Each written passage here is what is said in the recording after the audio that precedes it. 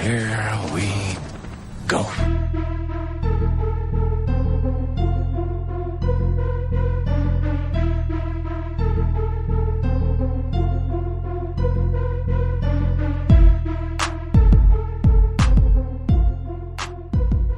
Straight from the epic carriage house deep within the Hollywood foothills of North Carolina, where every day is a toy fair. It's the Confirmed Epic Podcast, the official podcast of the epicreview.com.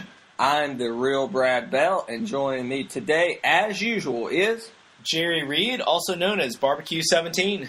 And last week, we were without Jerry, a legend in this industry, and maybe due to a little editing snafu, it sounded like Jerry had passed. Yes, I was not dead. So he was not dead. Jerry, tell the listeners where you were at last week. I was homesick with a high fever, and probably actually ended up having the flu. And that really hurt Jerry, because he was pumped for the RoboCop remake. I haven't seen it yet. I'm going to try to either go tomorrow or maybe Monday afternoon. All right. Well, today we have a special edition of the Confirmed Epic Podcast. We promise it will be better than the Star Wars special editions. And what we're going to do today, rather than reviewing a movie with spoilers and all like we usually do, we're going to spend the last half of the podcast dedicated completely to Toy Fair 2014 talk. Just talk about what we're looking forward to, what disappointed us, what we're definitely going to get this year, things like that. Before that, we'll have the normal format of the show with what we've been checking out, and we'll get into the most epic news items of the week. So let's go ahead and get started, BBQ 17. What have you been checking out this week? Well, I will say that, while I was down with the fever, with the flu, down with the sickness... okay, Disturbed. Yeah, I sat around and watched as many crazy horror movies as I could find on Netflix. I found some real gems. I found some real strange stuff as well. You can watch horror movies when you're sick? Yes. Okay, on a side note, I had a terrible stomach virus around Halloween.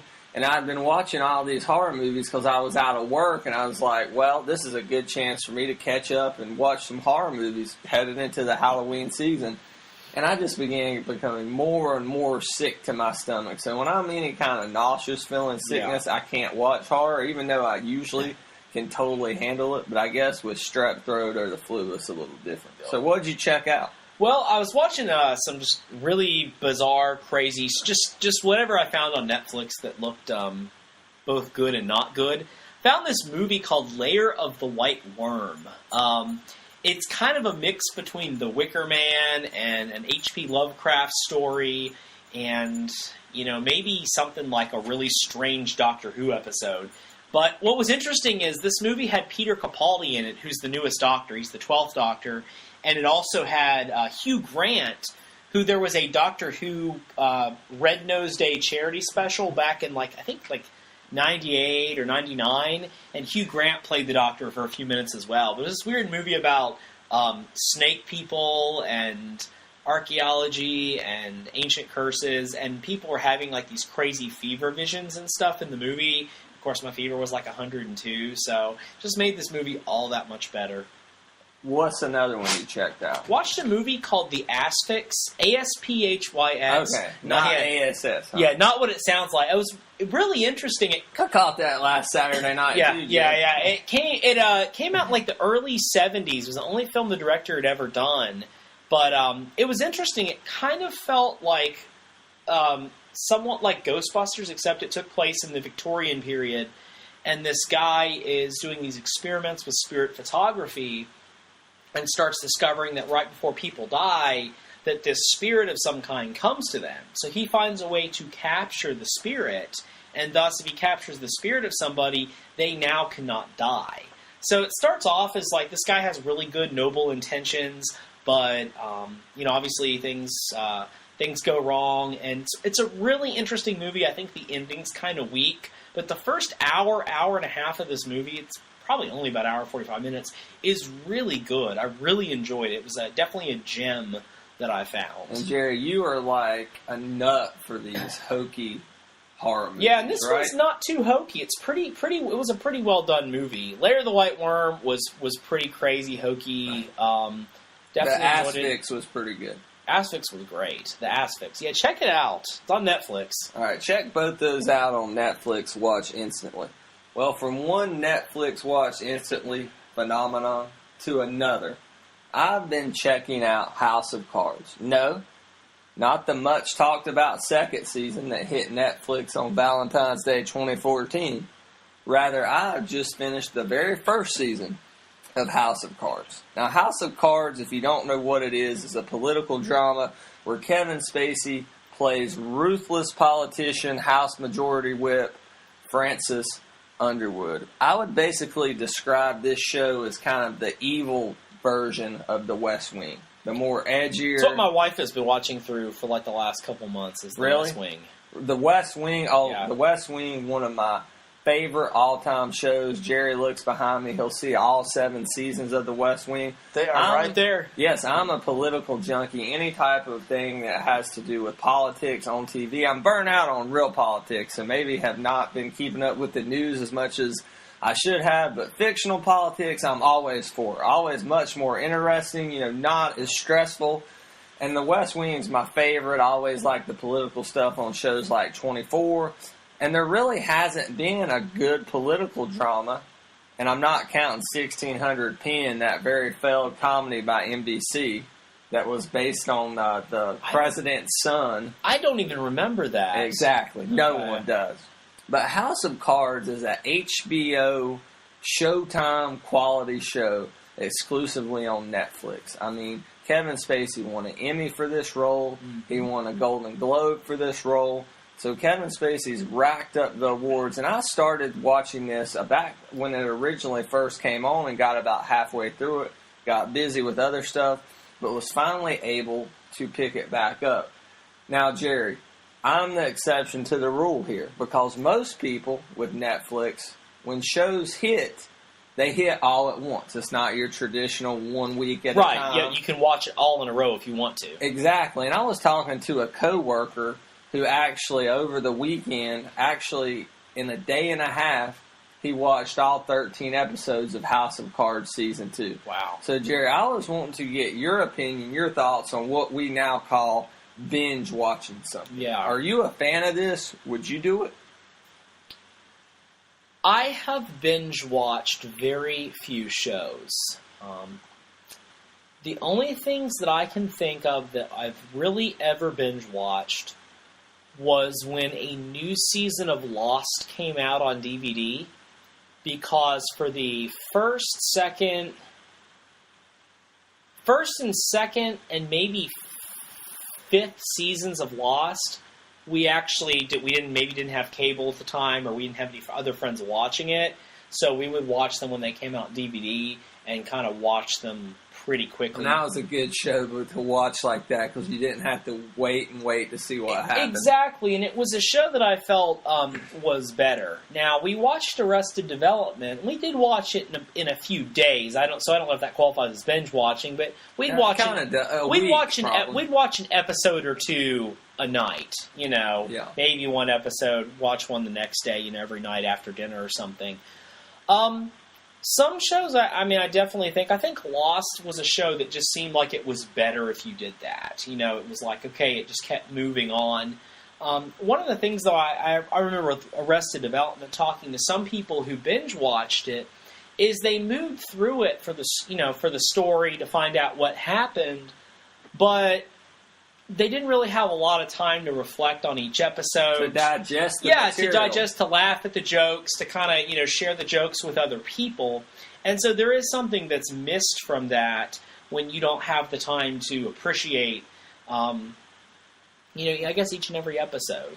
Well, I'm kind of looking at it for the opposite reason, that I don't like binge watching something. I mean, don't get me wrong. Sometimes you have those lazy days. You want to sit there and watch a few episodes of something. Nothing wrong with that.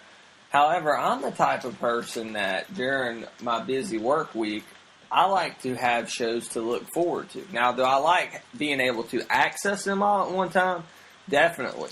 But if I watch all 13 episodes of House of Cards Season 2 this weekend... It's done. It's done. I have nothing to look forward to, where I would rather enjoy and savor that show, which is why I chose to, after finishing Season 1, I'm taking a little break. I picked up the 3rd season of Game of Thrones on Blu-ray, and I'll be watching that this week. And then I'll pick right back up with House of Cards. But especially, it's one thing to do it on a comedy. But on a very heavy-handed drama that's 52 minutes to an hour long, that's a lot of material to take in. And House of Cards is a very dark, gritty show. The people on there, as bad as real politicians may be, they're like overly fictionalized, even more terrible versions that just, like, if people are really like this, am I really proud to be an American? Yes, I am. Of course I am. But it makes you think that, because you're like, oh my God, these are the people making our decisions. And I've just always been a huge Kevin Spacey fan. He can really, even if he's just in a small scene of something, regardless if he's the whole main focus like he is on House of Cards as Frank Underwood, Seven, that movie, he kind of steals the show a little bit there. He's not a major, he's a major character, but he's not focused on, he's not on pretty screen. much only shows up near the end of the film. Yes. Even Superman Returns, as bad as it was. He's the highlight. Him and Parker Posey are the highlight of that film. Yeah, Kevin Spacey was decent in that film. He was a good Lex Luthor. You look forward to those scenes, and obviously the biggest and most epic example, was The Usual Suspects. And I'm not going to spoil anything for that movie, but let's just say he has an epic performance in that. Jerry, have you ever seen The Usual Suspects? You know what? I have not. It's on my Netflix queue because it's now on Netflix. The most jaw-dropping ending in cinema history. One of the most. Aside from Empire Strikes Back, of course, if you didn't know that before you watched it. But, yeah, so check out House of Cards if you're into that whole political type of drama, but I'll admit, Jerry, it's not for everyone. I'm not saying my mom could care less about politics, but I got her hooked on the show. But it's just a dark show. It kind of, I won't say depressing, but it is a bit heavy-handed. So, Jerry, have you been checking anything else out this week? I have been checking some other stuff out. I got the ED209 from NECA's RoboCop line. And you can find your review for that at the Epic Review my right now. review has been up, and I am just really having a blast with it. It's a really cool toy. It's not as great as it could have been, but I still gave it a great rating. It's definitely more of a collector's piece. It's something you're going to stand up and put on your shelf and, have it somewhere where people can come look at it, ooh and ah over it. It feels a little fragile.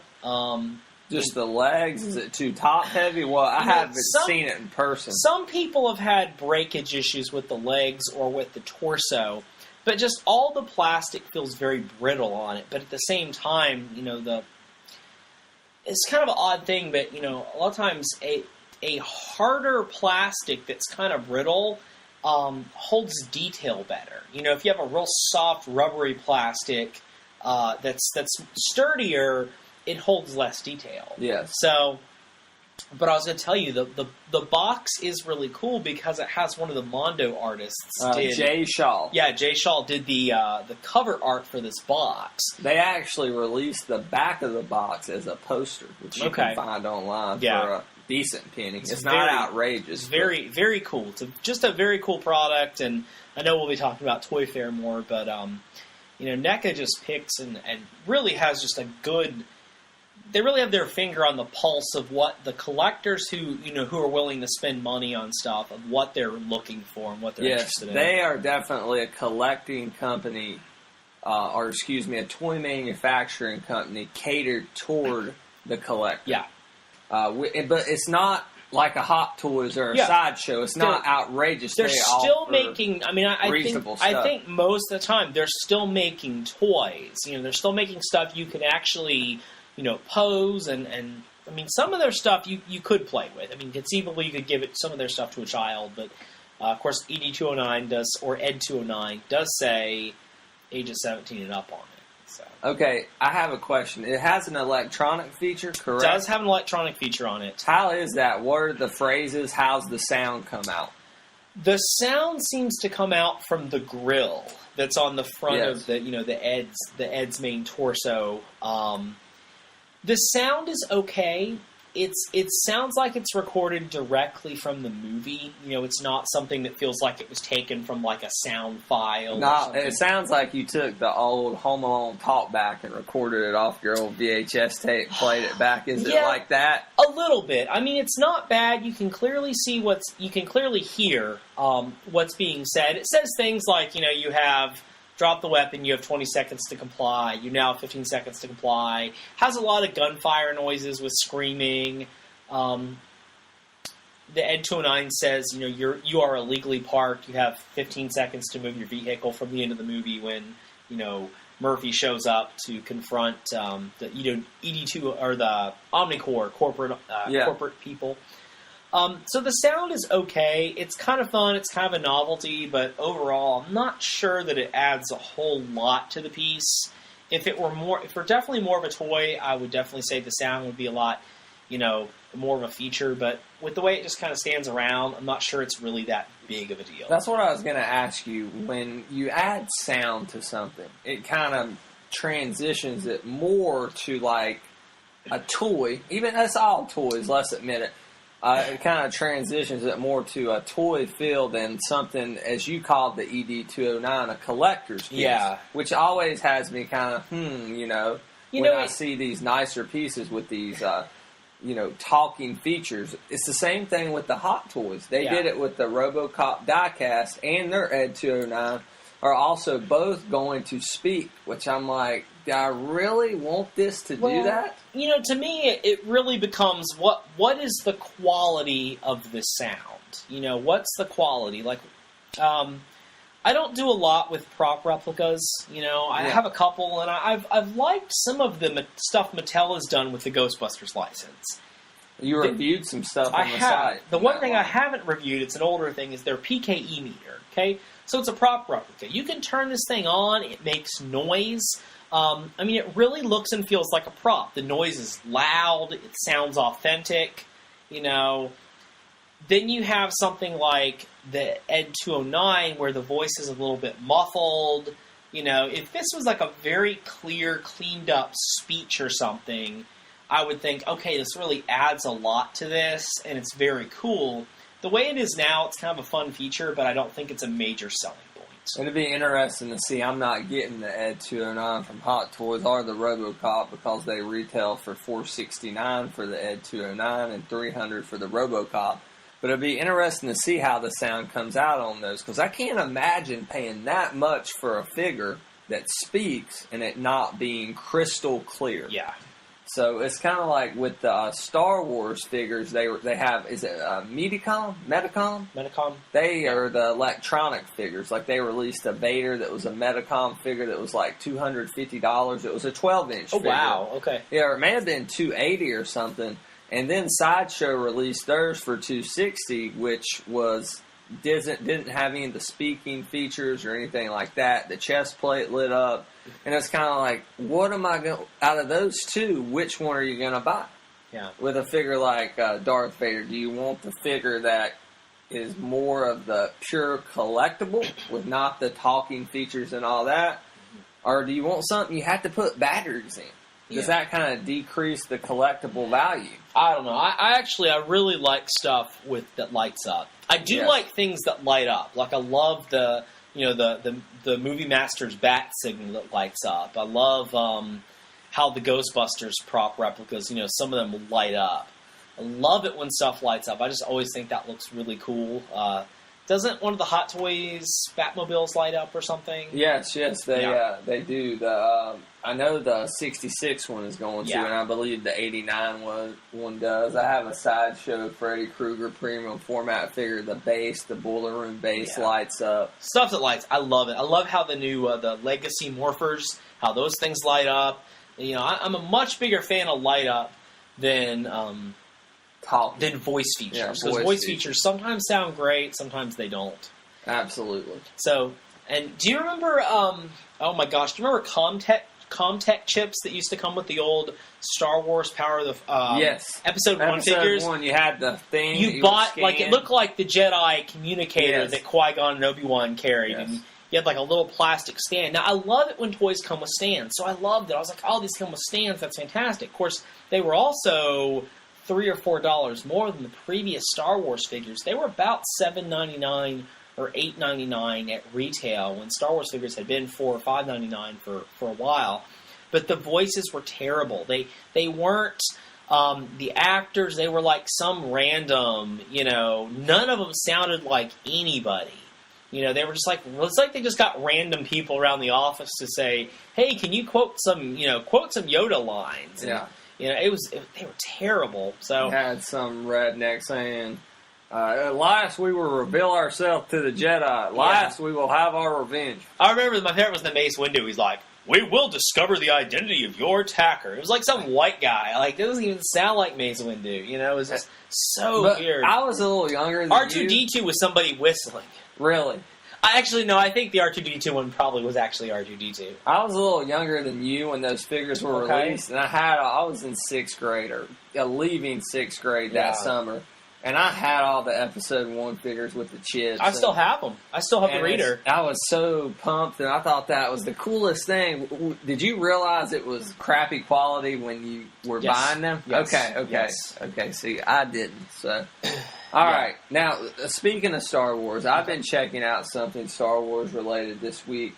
I've got the Star Wars Black Wave 1 and 2. It just arrived from BigBadToyStore.com yesterday, and right before this podcast, I was cracking into them. And I have been on the fence about this line. I believe Jerry and I both was at Toy Fair last year. Last year, they had the big announcement ad in was it the New York Times that Hasbro put that ad out that showed the Luke Skywalker from this line, the X-Wing pilot Luke, yeah. And I think we were both talking about it. We're like, this is going to be a huge investment, but everything's an investment for Star Wars fans. And I remember saying, I'm not getting into this line. And I think Jerry was not planning on getting into this line. Was not planning on getting into it. And 1 year later, we both have every figure they've released. Except the SDCC Boba Fett. No, we have the regular Boba Fett. That. Yeah, we do not have the Carbonite one, which was $150 at SDCC, and then it wasn't that much. It was only about $50. Oh, really? I'm sorry. The price now jumped up. Now you're talking at probably a few hundred at least. I know Big Bad Toy Store got some, and they were $150 before they sold out. And on eBay, they're probably, like you said, Jerry, they're probably a lot more now. So hopefully they'll release separately a Han Solo and Carbonite. So they've kind of alluded to that they plan to do that at some point. Okay, that would be very cool. But I'm looking through these figures, and I do love them. However, there's two problems I have with them. All right. Number one, I think there's huge variations between the quality of one figure versus the next. Let's look, for example, at the Boba Fett figure. I mean, amazing figure. Mm-hmm. Quality, sculpt, everything. It's an amazing Boba Fett figure. Same thing with the Darth Maul. Epic figure, right? Did you give it an epic? What did you give Darth Maul when you officially reviewed it? Darth Maul, I gave a great or great and a half, and the reason was that my Darth Maul actually had one of his joints fused together out of the package. Okay. Fused. I mean, we're not talking like I had to dip him in hot water. I mean, literally the plastic had been melted together. But you were pretty high on this line. I was pretty happy. I was pretty happy with everybody from the first wave. Even R2-D2, I know he's a little smaller than he actually should be. His scale is not quite right, but I really like the figure. The only figure in this line so far that I'm really not happy with, and I don't have Wave 3 yet. Some places are getting them now, but we haven't. Big Bad Toy Store has shipped it out to people who pre-ordered. Yeah, but, a while back. They're still pre-ordering for that. Yeah, you can still get pre-orders in for that, because I'm sure they're getting tons of those cases in. The only figure that I'm not very happy with is Princess Leia in the slave outfit. And I'm guessing that's probably the figure you're not. Yes, that's what I was going to say. Well. Just the sculpt is just like what? How do we go from a epic looking figure such as Darth Maul to this terrible sculpt on Princess Leia, Jared? Yeah. Well, I think one of the things is that you probably have different people. I mean, you have different people working on each figure. Yeah. You have different That's people. the way different Hot teams. Toys is. Different sculptors, and some are better than Different others. people, different teams. I want to say, I think I'm correct in this. I think Gentle Giant, who does a lot of statues, a lot of busts, Yes. they actually do a lot of contract sculpting work for companies.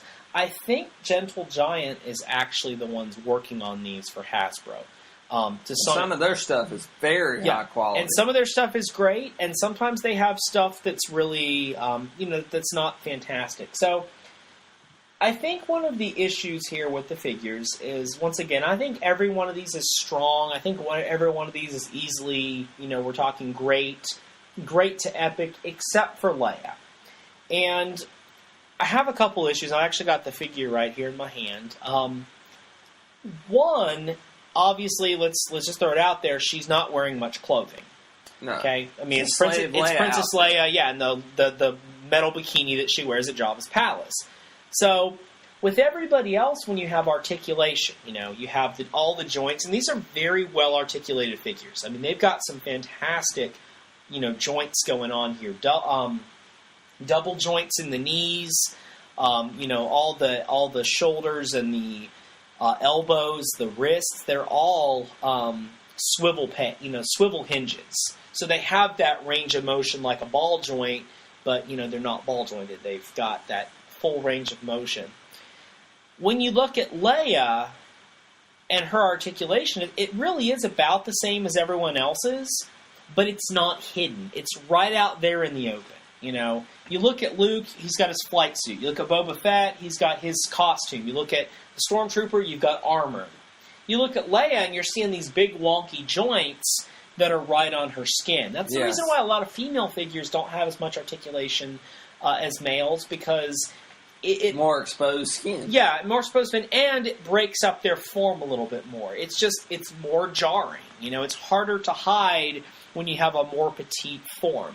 But that doesn't give any excuse as far as the sculpt goes. No. Though. So the sculpt, well, I think one of it is the body sculpt. Two, the head sculpt seems to be a mixture of, it's not the best head sculpt, one, and I think the paint work is a little rough on it. Yes, well, I mean, these are $20 figures, which I know is a little bit of a penny to drop for any type of toy. Yeah. But, I mean, it's pretty good with this line so far. We're only 8 figures in. You get a pretty good bang for your buck. I mean, we're talking some Gentle Giant sculpting for something you can go pick up at Target, not something you have to necessarily order from a sideshow. I think one of the issues this line is going to have, and maybe we're, I don't want to get into too much when we're talking about Toy Fair stuff. We'll have plenty of Star Wars Black when we get to that.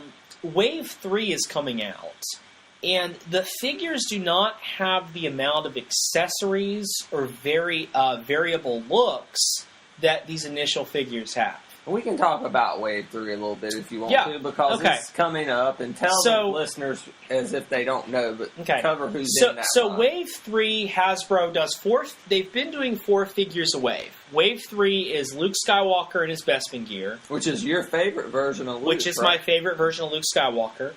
It is a regular Stormtrooper, and it is Obi-Wan Kenobi with the short beard, the short hair from Episode 3, Revenge of the Sith. And then a repack of Han Solo. Yes. From Wave 2. And so if you're one of those people who likes to order the cases with the original Hasbro shipping box, which a lot of Star Wars people do. You're kind of out of luck. You're going to end up with a duplicate of a figure that's not an army builder. Which we talked about this last week. Yeah. Put in a clone trooper, put in a sand trooper, put in a stormtrooper, whatever. So here's one of the things that bothers me about this line going forward. One of the things about Star Wars Black that was a selling point to me was that each of these figures was kind of presented as like the ultimate version of that character. Now, obviously, we knew we were going to have lots of Luke Skywalkers. Which we are. We're going to have 3. We knew we'd have multiple Han Solos. But let's take Han Solo. Okay? Han Solo's in his Episode 4 outfit. You know, he's got the the blue jeans with the red piping on them. He's got the black boots. He's got the white shirt. Okay, his vest is removable. If you wanted a Han Solo without a vest, you've got that. He came with alternate hands that have the gunner's gloves, which he wears when they're escaping from the Death Star. Yeah. In the 1/18th line, those were alternate figures that had those gloves. Now, you just swap out the hands. Okay? He has his holster, it's removable. He's got his blaster, it's removable. He has the Stormtrooper utility belt that he wears when they're escaping from the Death Star. So once again, there's another alternate look. He has the Stormtrooper blaster rifle. This guy, you know, pretty much you can make him in every appearance in this costume. Not indoor, you can't. Are you talking about every appearance from A New Hope? Every appearance in A New Hope from this figure, yes, absolutely. Except for when he's in the Stormtrooper disguise on the Death Star, and then at the end of the movie during the medal ceremony, because he's wearing a different shirt he's wearing a shirt that's buttoned up to the top. Yeah. It might be the same shirt, just buttoned up. But it was pretty good. You're like, okay, this is great. We have Bespin Luke Skywalker in Wave 3. He's got the lightsaber and the blaster, that's it. He doesn't have an alternate banged-up head. He doesn't have a removable hand. Come on, that's the most obvious joint switch out there. And I think that's one of the things that has maybe aggravated some people even more so than, okay, we're repacking an extra character, is that it seems like now they're cutting accessories and they're making these not the definitive versions anymore. Because we know they're going to try to sell us a banged-up Luke Skywalker, you know? We know that. You've got Episode 3... Obi-Wan Kenobi. Darth Maul had a removable cloak. He had an alternate portrait that had a cloak attached to it. So you could have Darth Maul in pretty much every scene. You know, has the binoculars as he appeared. He had the binoculars. The lightsaber splits. Obi-Wan Kenobi doesn't have the Jedi communicator. Doesn't have a cloak. This is like a very scene-specific figure. And I think that took a lot of people's enthusiasm. These figures aren't as versatile as they were. They don't have as many cool accessories now. And it even looks like moving forward, they're not going to be as big and bad and deluxe as we thought they were. You talked about $20, and you're right. If you're accustomed to buying Hot Toys, if you're accustomed to buying Masters of the Universe Classics, Sideshow stuff, $20, is not a big deal. But Star Wars has pretty much always thrived as a retail line. And Star Wars has typically been, you know, pretty middle of the road. I mean, the figure $8 to $10 right now, right? Yeah, most of the figures, you can get the ones targeted towards kids are about $5 or $6 for a basic figure. The small Black Series figures are $10.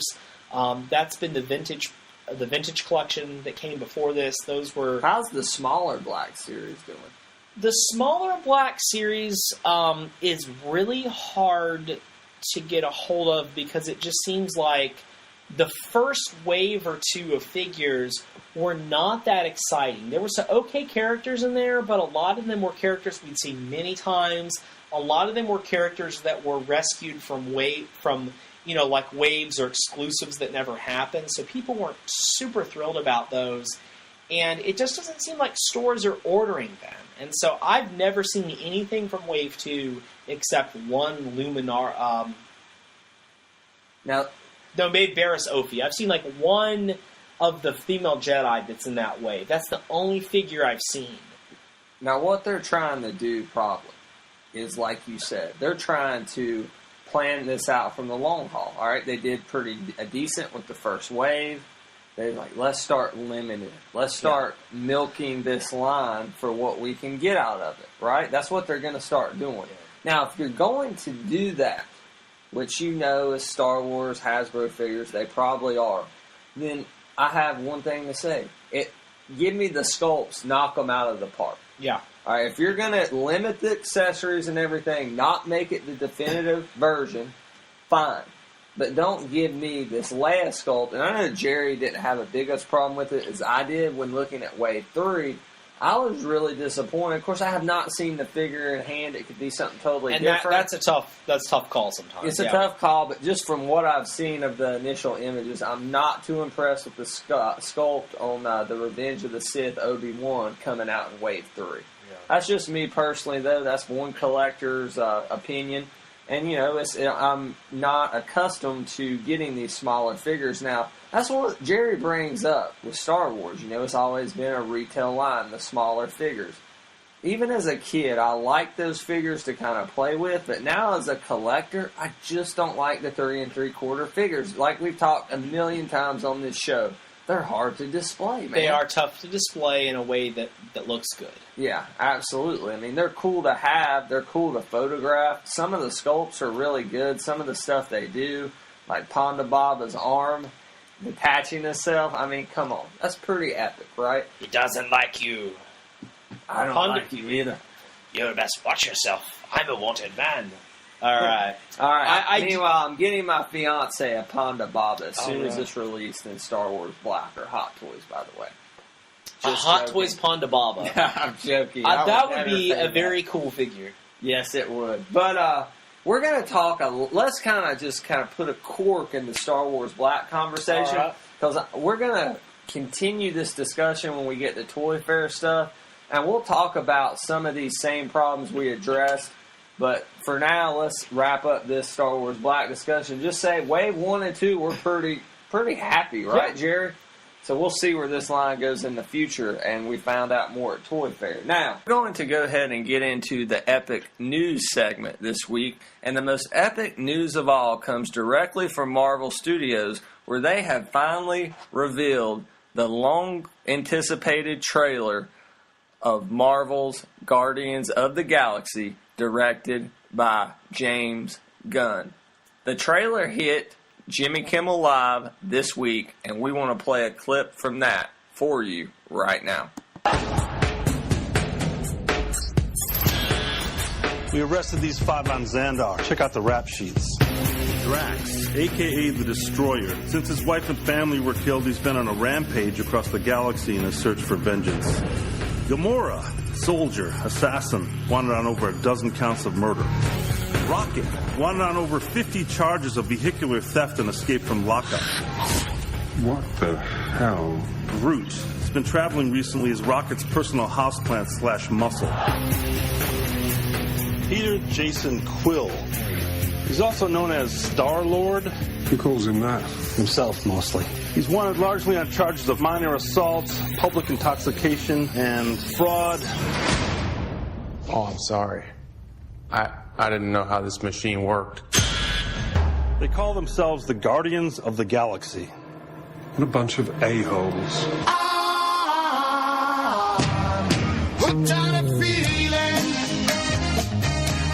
That was a clip from that epic Guardians of the Galaxy trailer that Marvel Studios released this week. Guardians of the Galaxy stars Chris Pratt as Star-Lord, Zoe Saldana as Gamora, WWE superstar Dave Bautista as Drax the Destroyer, Bradley Cooper as Rocket Raccoon, and Vin Diesel as Groot, who has the one line, "I am Groot." So, Jerry, there's been a lot of talk, a lot of hype about this film, just because it looks like something very unique and different from Marvel Studios as opposed to what they had been doing with all the mainstream superhero stuff. Now, Jerry, I know you're not the Marvel fanboy that I may be, but what were your thoughts and impression on this trailer? Well, I think you already kind of said it. It looks so different from all the other superhero movies. I mean, it looks like a great one. It looks like an ensemble piece, versus a single main superhero.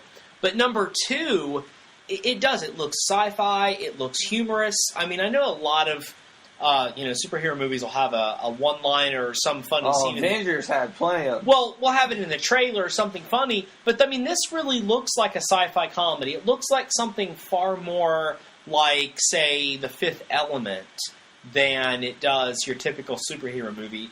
And I'm not tired of superhero movies and comic book movies by any stretch of the imagination, but I really do like seeing something different that is able to take superhero movies and really make them a different genre. Kind of like how you talked about that, Captain America, they were saying that Captain America will be more like a political thriller than, just a superhero action movie. This looks more like it could be like a sci-fi comedy than your typical superhero action movie. It does, and I think if they do this right, it can be Star Wars meets Avengers meets, like you said, something like The Fifth Element. And they could potentially blend all of these little subgenres to create something, at least, especially in the Marvel Cinematic Universe, like we have said, that you have not seen before. Now, can this film be Star Wars? Probably not. But can it be something we haven't seen? Maybe. Who knows? It looks like something unique. People who have never seen Rocket Raccoon in the comics or Groot, I think when they see them for the first time on the big screen are going to be absolutely blown away. Yeah, there's just a great reveal there of showing those very, very, very different looking characters. And it's going to be a film that I'm going to really rank high on as far as the films I'm anticipating this summer. Don't know if it'll be to the top. We'll save that for that show when we rank those. However, not as everybody is as pumped and excited as we are, Jared Reed. I'm a Marvel fanboy. I love the Guardians of the Galaxy. Jerry's more of a DC fanboy. I've not read a ton of Guardians. I've read a decent amount of it. And I'll say this trailer does look a bit more comedic than what we have seen from the comic book. Mm-hmm. A lot of that maybe has to do with Chris Pratt. But I'm a fan of Chris Pratt. I've seen him in Zero Dark 30. I've seen him in Moneyball. I know he can play the witty, funny character, but play a great dramatic character when the time comes.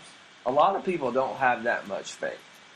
Recently, a writer for Comic Book Resources, Blake Northcott, wrote this article called "Could Guardians of the Galaxy Snap Marvel's Epic Cinematic Winning Streak?" He used the word epic. It's okay. We didn't coin that phrase completely. Now, Blake lays out in this article it's going to be something that people are not familiar with. Nobody's heard of these guys. Everybody's heard of at least Captain America, Iron Man. Like, even if they weren't mainstream as, say, Spider-Man or X-Men, people kind of knew the name, at least, from a comic book shop, from a cameo on a cartoon of maybe a more popular character. And not only that, maybe it's a little too much comedy. Maybe it's something that Marvel is taking too big of a risk on. Basically, is Marvel getting a little bit full of themselves with the success they've had with Avengers? And Jerry, I'm going to ask you, and I'm going to use, and I don't believe, Jerry, I don't know if you've seen this. I have not. It is the poster for Guardians of the Galaxy. Oh, I'm sorry. I thought you were going to show me the article. I have seen it. A pretty good poster, and it says, from the studio that brought you Iron Man, Thor, Captain America, and the Avengers, Guardians of the Galaxy. And below you have the main characters. And it has the date, and below that it says, "You're welcome." Now, Jerry, I was trying to figure out, I was discussing with Andrew Stokes earlier today, what does the context of this "you're welcome" mean? Does it mean the characters of Guardians are saying you're welcome for coming in and showing up and saving the day? Or is it Marvel Studios saying you're welcome for all this awesome crap, and guess what? This is going to be awesome too. Maybe a little of both? I think it's kind of in the spirit of the Guardians to be like, hey, they call themselves the Guardians of the Galaxy. We're here. You're welcome, guys. We're saving the day. I think so too. I think it's that kind of that sarcastic, which humor. Fits this film perfectly. Yes, it does. But Jerry, is this Marvel has all this momentum, billion-dollar movies with Iron Man, with Avengers, Thor making a ton of money, Captain America, the Winter Soldier set to make a ton of money in the month of April, not even a prime summer release. Should they stick to more mainstream characters? Now you and I are a big fan of exploring these lesser-known properties. But hey, we're kind of comic book fans, right? Yeah. Not just kind of, we're huge comic book fans. Okay. How is the mainstream public going to react to this? Is it a mistake on Marvel's part? Here's the point. There is no better time for them to do this. You've got Avengers coming next year. Major tentpole film. You know it's going to do well. What else Yes. comes out next year? Ant-Man? Ant-Man comes Okay. out at the end of the summer next year, which is another kind of risk. But Yeah. I think this is a bigger risk than Ant-Man. Oh, absolutely. So you got Ant-Man coming out. I mean, you know that's going to be, you have Avengers coming out. I mean, you know that's going to win. You know that's going to bring in money. This That year, movie could make $2 billion. This year, you got Captain America. No worries, right? Right. So now is the time. I don't think there's any realistic fear that this movie's not going to make its money back. I mean, just with... Critics are saying that. Critics are really I don't know that there's any... judging this harshly. I don't know that there's any realistic fear that this movie, with being tied to the marketing it's going to have, is not going to make its money back. Is Marvel, though, let's just say, as we have heard, this film ties directly into the Thanos plot of Avengers 3. No spoilers again, just rumors. Yeah. Is Marvel...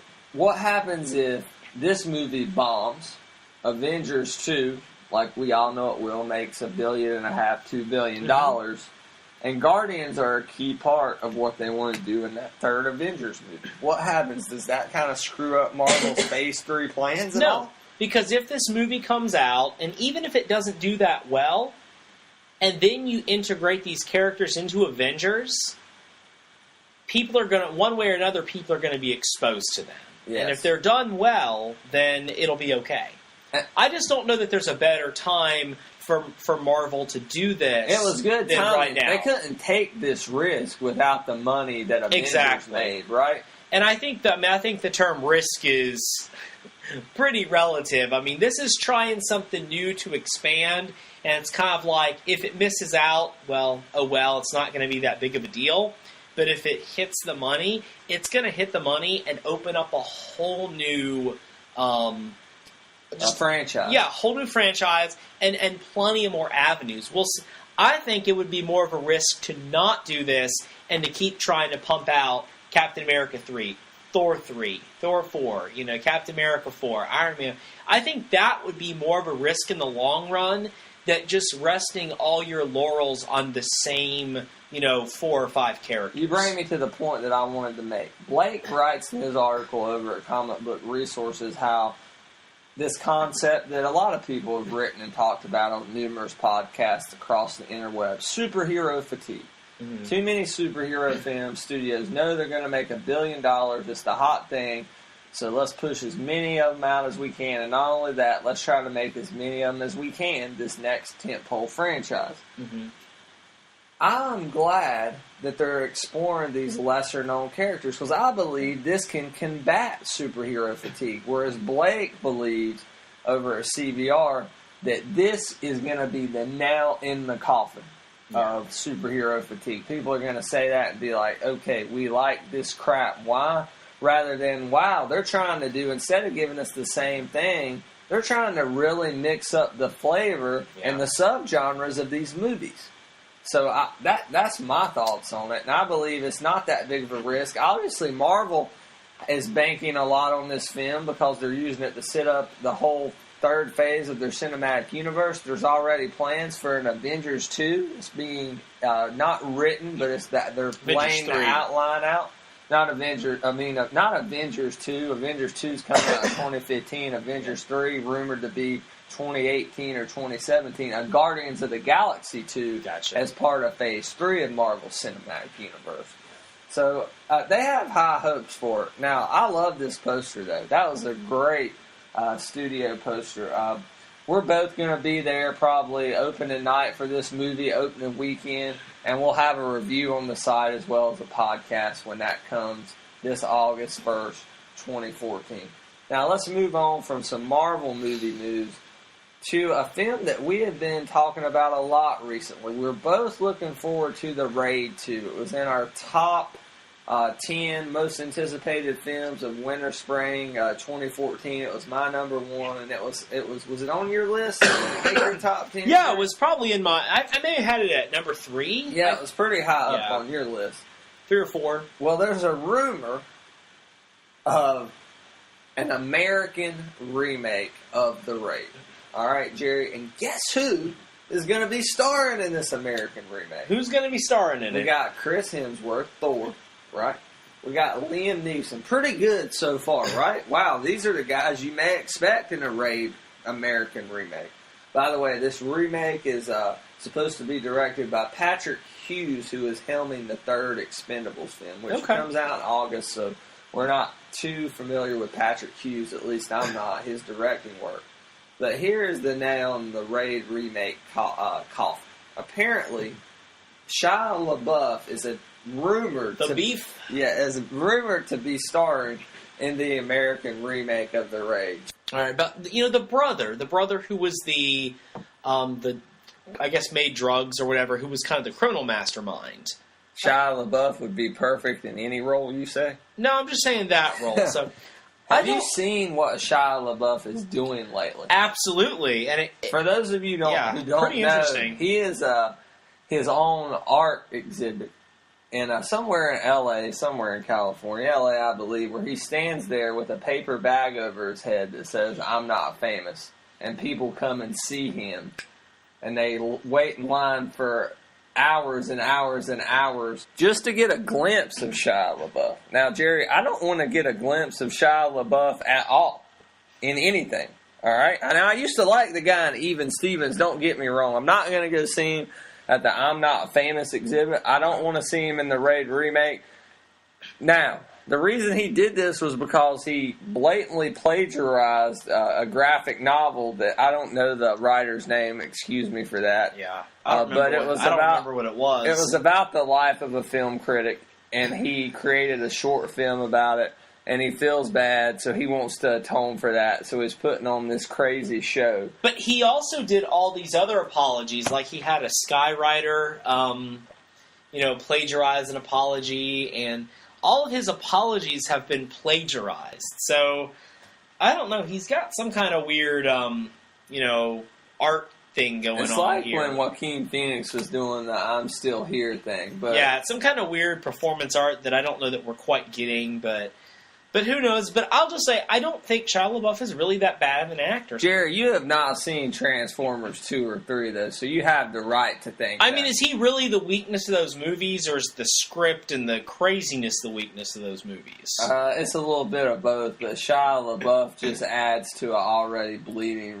wound, especially in the second Transformers film. In the third one, he tones it down a little bit, but in the second one, he's god-awful. I think Shia LaBeouf's a talented actor. I just think he has made some poor decisions. I think if he could get with the right script, the right director, I think he needs to get away from maybe these bigger tentpole franchises, and perhaps something which is what he's working on now, right? Nymphomaniac, and things like that, and perhaps something like The Raid, which I know The Raid's popular among some film aficionados, but it's not exactly Star Wars or anything. Yeah. So if he is able to kind of come in and be reintroduced to American audiences playing a villain, maybe that would be something good for his career. I just don't know if I can say I want to see him in the Raid remake. But then again, Jerry, I see your valid point of it's not the end of the world if he's in the Raid American remake.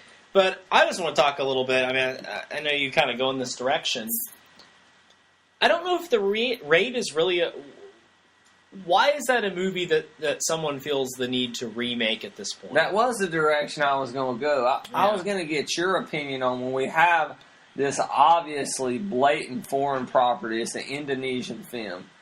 How do you feel about things like that being remade into an American version? If somebody took Doctor Who, Jared, and wanted to do an American version of it, would it still be Doctor Who? Well, that's a pretty established property. Now, we see a lot of films that get remade, in other I mean, we've had a lot of films that we see get remade, in other countries because they were filmed in a foreign language. Old Boy comes to mind. Okay, Let the Right One In became Let Me In. The Girl with the Dragon Tattoo. I can understand refilming something that is going to be very story-based. Sometimes horror movies, that happens because what scares one culture sometimes is different, scares another culture. But this is an action movie, and I felt it was pretty universal. Once again, this wasn't a movie where we're having to worry about too much dialogue or in-depth story. This was an action movie, and that was its whole thing, was it was just a really good balls to the wall action movie, and I'm not sure what could be improved about it by simply filming it in English. Here's the problem. They've already done the American remake of The Raid, and they're going to do it again. Dread. Have you seen the Dread movie? Yeah. It's a lot like Raid. But Dread was actually based on an older story, and the movies were actually in production at the same time. Okay, so I guess I can't make that I've heard argument, a lot of people say that, and I was looking into it, and Dread was in production pretty much at the same time as The Raid. I like both films. They're both great. I mean, they both they really capture that style of action that reminds me of the first Die Hard, yes, where you're like trapped in somewhere. It's like a reverse home invasion film. There's a new movie coming out with Paul Walker, the last film that he completed before he was tragically killed in an automobile accident, called Brick Mansions. Mm-hmm. And it's the same premise as The Raid. They got to get to the top floor to take out a crime lord, and all hell breaks loose between the ground floor and the penthouse suite. By the time we get to The Raid, it's like audiences have seen this 3 times by this point. Now, however, The Raid has enough of not enough, it's not a huge built-in fan base, but The Raid is becoming, like I said, pretty popular inside of film circles. And I think with decent word of mouth, with decent actors, it could do fairly well with an American release. But Jerry, one of the appeals of The Raid is the amazing martial artists who put on these epic scenes, and how I love Liam Neeson. I like Chris Hemsworth. I just don't see them putting on any action that replicates this. Now, they can get stunt doubles, but it's not the same. It would almost not make sense to watch them fight like that. Mm-mm. You know, it would make absolutely zero sense to watch them fight like that. And I'll argue that's the thing that makes the Raid such an epic film. It makes it unique.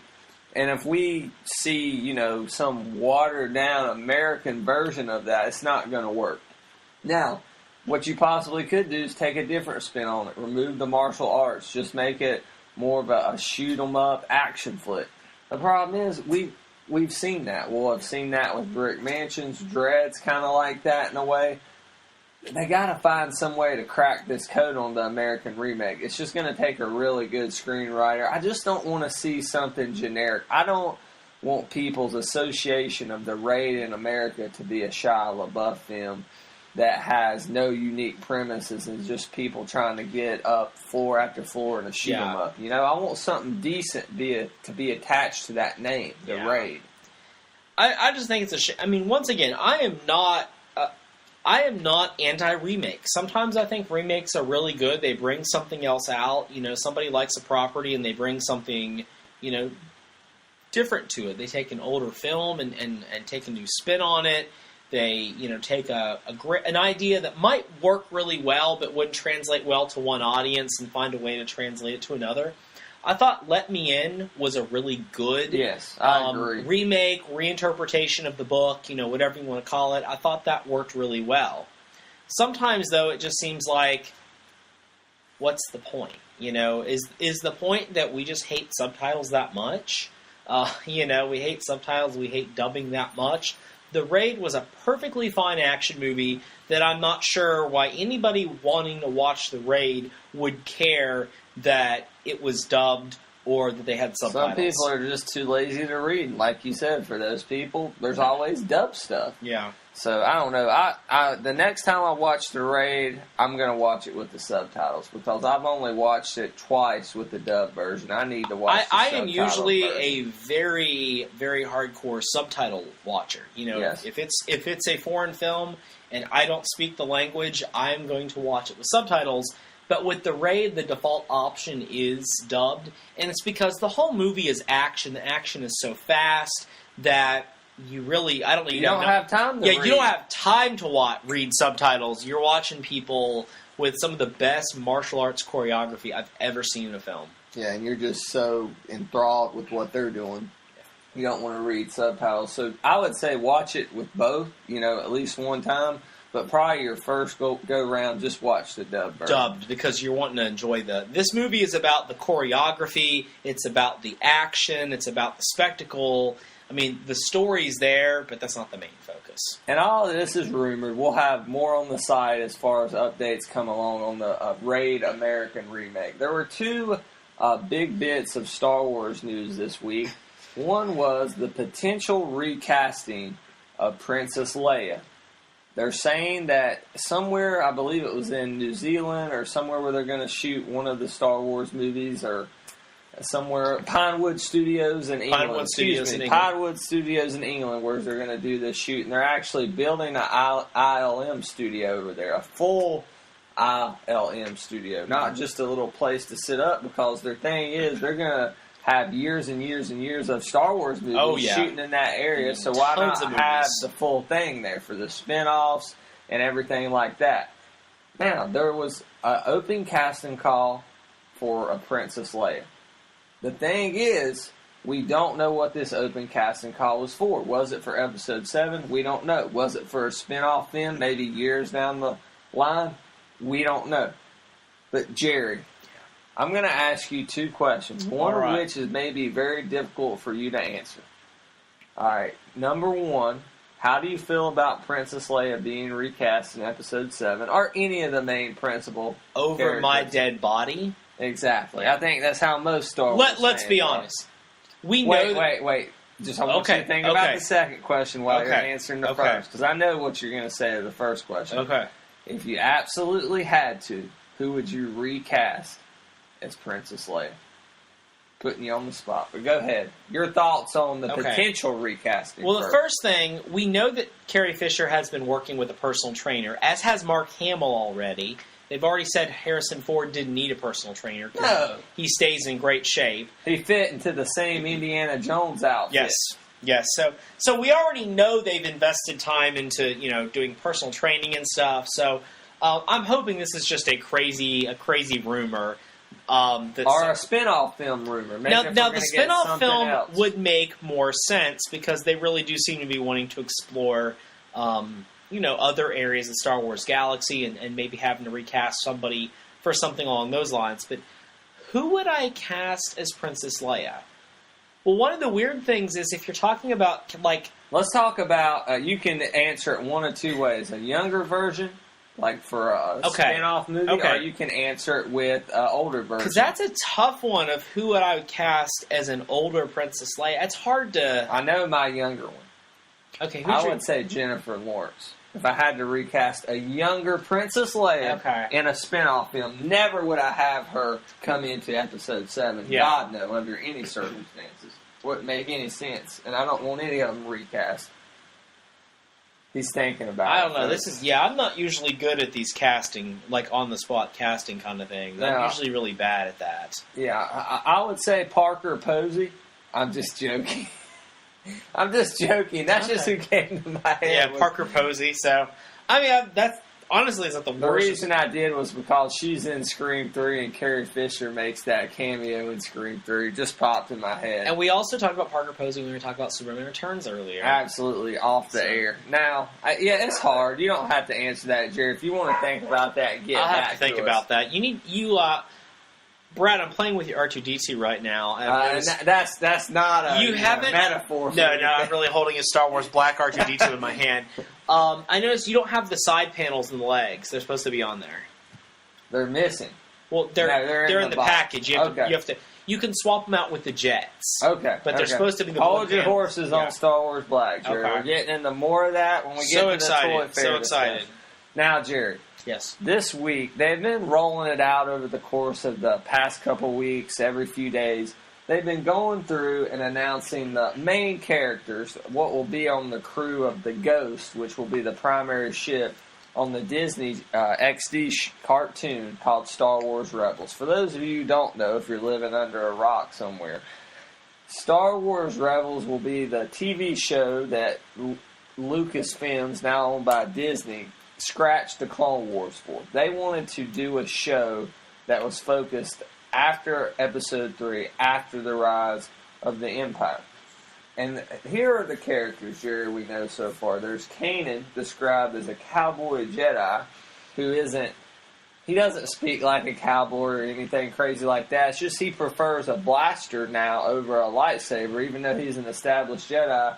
because it's after Order 66, and he's almost afraid to be a Jedi. Use his lightsaber. Exactly. Okay, makes sense. There's Ezra, who is kind of almost like a Luke Skywalker, Han Solo hybrid almost, who's a younger potential Jedi that Kanan may take on as his Padawan. There's Hera, the Twi'lek pilot. There's Zeb, the pilot of the Ghost. And his look's based on Ralph McQuarrie's original design for Chewbacca. There's Saban, the weapons expert, and there's Chopper, which will be the new R2, and there will also be the Inquisitor, who is the Sith, who is offered the task of hunting down the remaining Jedi by Darth Vader. So, Jerry, I know you hadn't watched all the introduction videos, but you know about Star Wars Rebels. You've seen some stuff. I've seen some of the character images. I don't know much about the individual characters. Just a little bit. I like that they're using some of the Ralph McQuarrie, older designs and sort of repurposing them and bringing them back. Are you pumped for this show? What are you I'm excited about the show. I really like. I'm finishing Clone Wars. I'm looking forward to season 6 of Clone Wars coming out here in March 7th on Netflix. Yeah, so really looking forward to that, trying to get everything caught up on Clone Wars. So I'm hoping for good things for this show, too. Me too. I am as well.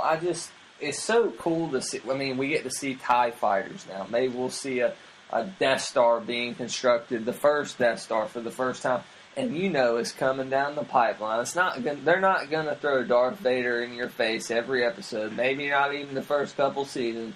But there's going to be some Vader. They'll be there. Here somewhere. Definitely be there at some point. Yeah, be there in little spurts. And I thought they showed pretty good restraint in the Clone Wars of bringing in different characters. They brought them in enough to be interesting, but not enough to ever overkill anybody. So I'm pumped. I'm excited. Yeah, I am too. I'll probably say from the characters that I've seen, I've always been more of a fan of the Sith. I'm looking forward to the Inquisitor. I am disappointed, though, that it sounds like the toys are going to be pretty lackluster. They're pretty much going to be the minimal articulation, not going to fit in real well with all the previous Star Wars 1/18 scale figures. Yes. That's disappointing. That's a negative. That's definitely a negative. We had some of those in Epic News this week. Now, we'll move on from Epic News, Jerry, to our featured segment of this podcast, and that is Toy Fair 2014. Toy Fair! Jerry, for those listeners who may not know, describe what Toy Fair is. To me, it's pretty much the Super Bowl of toys. Yeah. Toy Fair is interesting because Toy Fair is not actually for the fans or collectors. Toy Fair is actually for buyers. It's for the retailers to come and look and see, what products companies are selling this year, what they're going to be marketing. So a lot of vendors at Toy Fair have a really different approach to things than they do at San Diego Comic-Con, where that is definitely targeting collectors and, fanboys and fangirls. So Toy Fair is different. It's more of a trade show, but of course it definitely has journalists there. It has internet journalists there. There are plenty of companies that sell and market toys to collectors, and they definitely realize that, once again, collectors pay attention to the Toy Fair, and e-tailers pay attention to Toy Fair. So we see plenty of new stuff to buy for the coming year. And it is a time of year that toy collectors look forward to. Absolutely. You look forward to all the images coming out Pretty much stuff we've heard about. This and SDCC. Yeah. Usually we actually see more stuff at Toy Fair than we do at San Diego Comic-Con. Yes. I look forward to it every year. It's just because you're going to have Playmates there. You're going to have Mattel there. You're going to have Hasbro. You're going to have DC Collectibles. Yeah. Any of the who's who of toy manufacturers. Anybody. Because, you have to realize these are the places that are selling stuff to Walmart, Toys R Us, Target. Anybody who is buying toys in bulk is coming to Toy Fair to see what is being offered. Now, here at Toy Fair, you won't see your more high-end collectibles. You won't see your Hot Toys. You won't see... Is Gentle Giant there? I know Kabuki's there. Todabakaya. I call it Kabuki. Yeah. Once again, a company like Hot Toys, they're not really selling to any kind of distributor. Sideshow handles everything for them. Yes. They don't really have to worry about that. When you do see companies like NECA there, or when you see companies like, I was going to say like, NECA or Funko, I mean, they're trying to get in with comic shops. They're getting in with probably the big e-tailers like Entertainment Earth and Big Bad Toy Store. They're trying to get carried by places like Toys R Us that sometimes does have a collector focus. So that's why they're showing off their offerings there. Absolutely. Now, what Jerry and I are going to do is we're going to go through some of the products that we're most anticipating from Toy Fair 2014. Not only that, we'll give you kind of, is this something we're definitely going to buy? Is this something we're just interested in? We'll see how it goes. And at the end, we'll get into our biggest disappointments of Toy Fair 2014. So I'm going to go ahead just first, Jerry, start us off, because I know you have a lot of things in mind. But one of the biggest lines I'm looking forward to this year is Power Rangers Legacy by Bandai. Now, we've seen the Legacy Megazord, the Legacy Morpher. Yeah, I love all those. Of that Two stuff. of my... Power Rangers Legacy was one of my top 10 favorite toy lines of last year, and those were two of our most popular reviews on the website. Yes, we have, and we've already seen the release of the Legacy helmets. We've seen the release of the Green Ranger, White Ranger Legacy Morpher, which we're going to have a review coming up very soon, as I'm anticipating that in the mail. And we know we've seen the Legacy Dragon Zord and Dragon Dagger. We knew that was coming out. However, we got to, at least for the Dragon Dagger, see it in all of its glory at Toy Fair. And I'm telling you, Jared, I'm so glad I pre-ordered this thing. This was my most coveted collectible as a kid. Or toy, wasn't a collectible then as a kid, that I asked Santa Claus for year after year after year, and finally was able to receive it when I was an adult. But to see this as it was, maybe even better looking than it was on the television show, in all of its glory, that was a highlight of Toy Fair for me. But now, we've talked about that. We knew that was coming out. But they also showed two new things at Toy Fair. We got to see a Legacy Titanus, which means you're finally going to make Legacy Ultra And are Zord. they actually going to combine in some way? Yes, they are. They showed them all combined there. Okay, cool. Okay. Very cool. And they also showed, now they're only going to do two of them, but and we don't know if they're going to be 6-inch or maybe a little bigger, but we're going to see the return of the triangular box Power Ranger figures. Oh, those were so iconic. Just that was so unique to have an action figure that came in a window box like that. Yeah, those are the ones that really displayed so well in your Walmarts, your Toys R Us. Oh my gosh, you saw those on that. store shelves, and you just went nuts. And you hardly saw them on store shelves. Of course, this was in the days before eBay. I would ask for this stuff like crazy for Christmas, birthdays, whatever. And my mom and grandma would tell me stories about going from every Toys R Us, every Walmart, trying to find this stuff. I remember one time she went there, and they had just gotten a shipment in. They were just newly on the shelf. A woman putting all of them in their buggies, and people were going outside and taping signs to Walmart saying, "Call this number, Power Rangers figures, $50 each." And the flip heads were popular. I know Andrew Stokes had the flip heads. Yeah, I had some of those. I had a couple of the flip heads. I collected those came a little later. Those were a year or so down. These were the initial Power Ranger the initial figures. was the 5 Rangers, the Megazord, 4 of the Evil Space Aliens, and I think the motorcycles. Yeah, the motorcycle sets. in the triangular box. Yeah. Now, they're going to do the Red Ranger with the shield and Dragon Dagger, and of course the classic Green Ranger. Jerry, are you pumped for any of this from Bandai? I'm definitely excited. I'm excited to see what you get. Once again, I'll tell you what I'm getting. okay. I'm getting, obviously, I already pre-ordered from Big Bad Toy Store the Legacy Dagger, the Legacy Dragon Zord, which we'll have reviews for on the site when they're shipped. Now, that was last year's stuff. What I'm really excited for here is the triangular boxes. Jerry, I do not keep my stuff in the box anymore. I like to get it out, and enjoy it, Just review whip it out. Yeah, and, have it there very accessible. Now, I believe if they do the window box, the triangular box figures, I believe that is something that I'm going to keep in the box. Be interesting to see how collector-friendly they make it. You know, if you can remove the figure without... Oh, that would be good. Like the Star Wars Black. Like Star Wars Black, or, you know, even the other Bandai Legacy stuff has been quite collector-friendly. You could put it in the box, you know... You can't even really tell if it's been open unless you're inspecting it. So, yeah, that would be really good. But that's what I'm getting. I'm not getting Titanus because I didn't pick up the Legacy Megazord like you. So I'm mainly focusing my stuff on You're getting the Dragon Zord, though, right? Yeah, it's mainly focused on my favorite Ranger, which is, you know, Tommy Oliver, played by Jason David Frank. The epic, the best Power Ranger of all, the Green Ranger. Other than the Blue Ranger. Yeah. Okay. Now, that's one thing of the many I'm really looking forward to.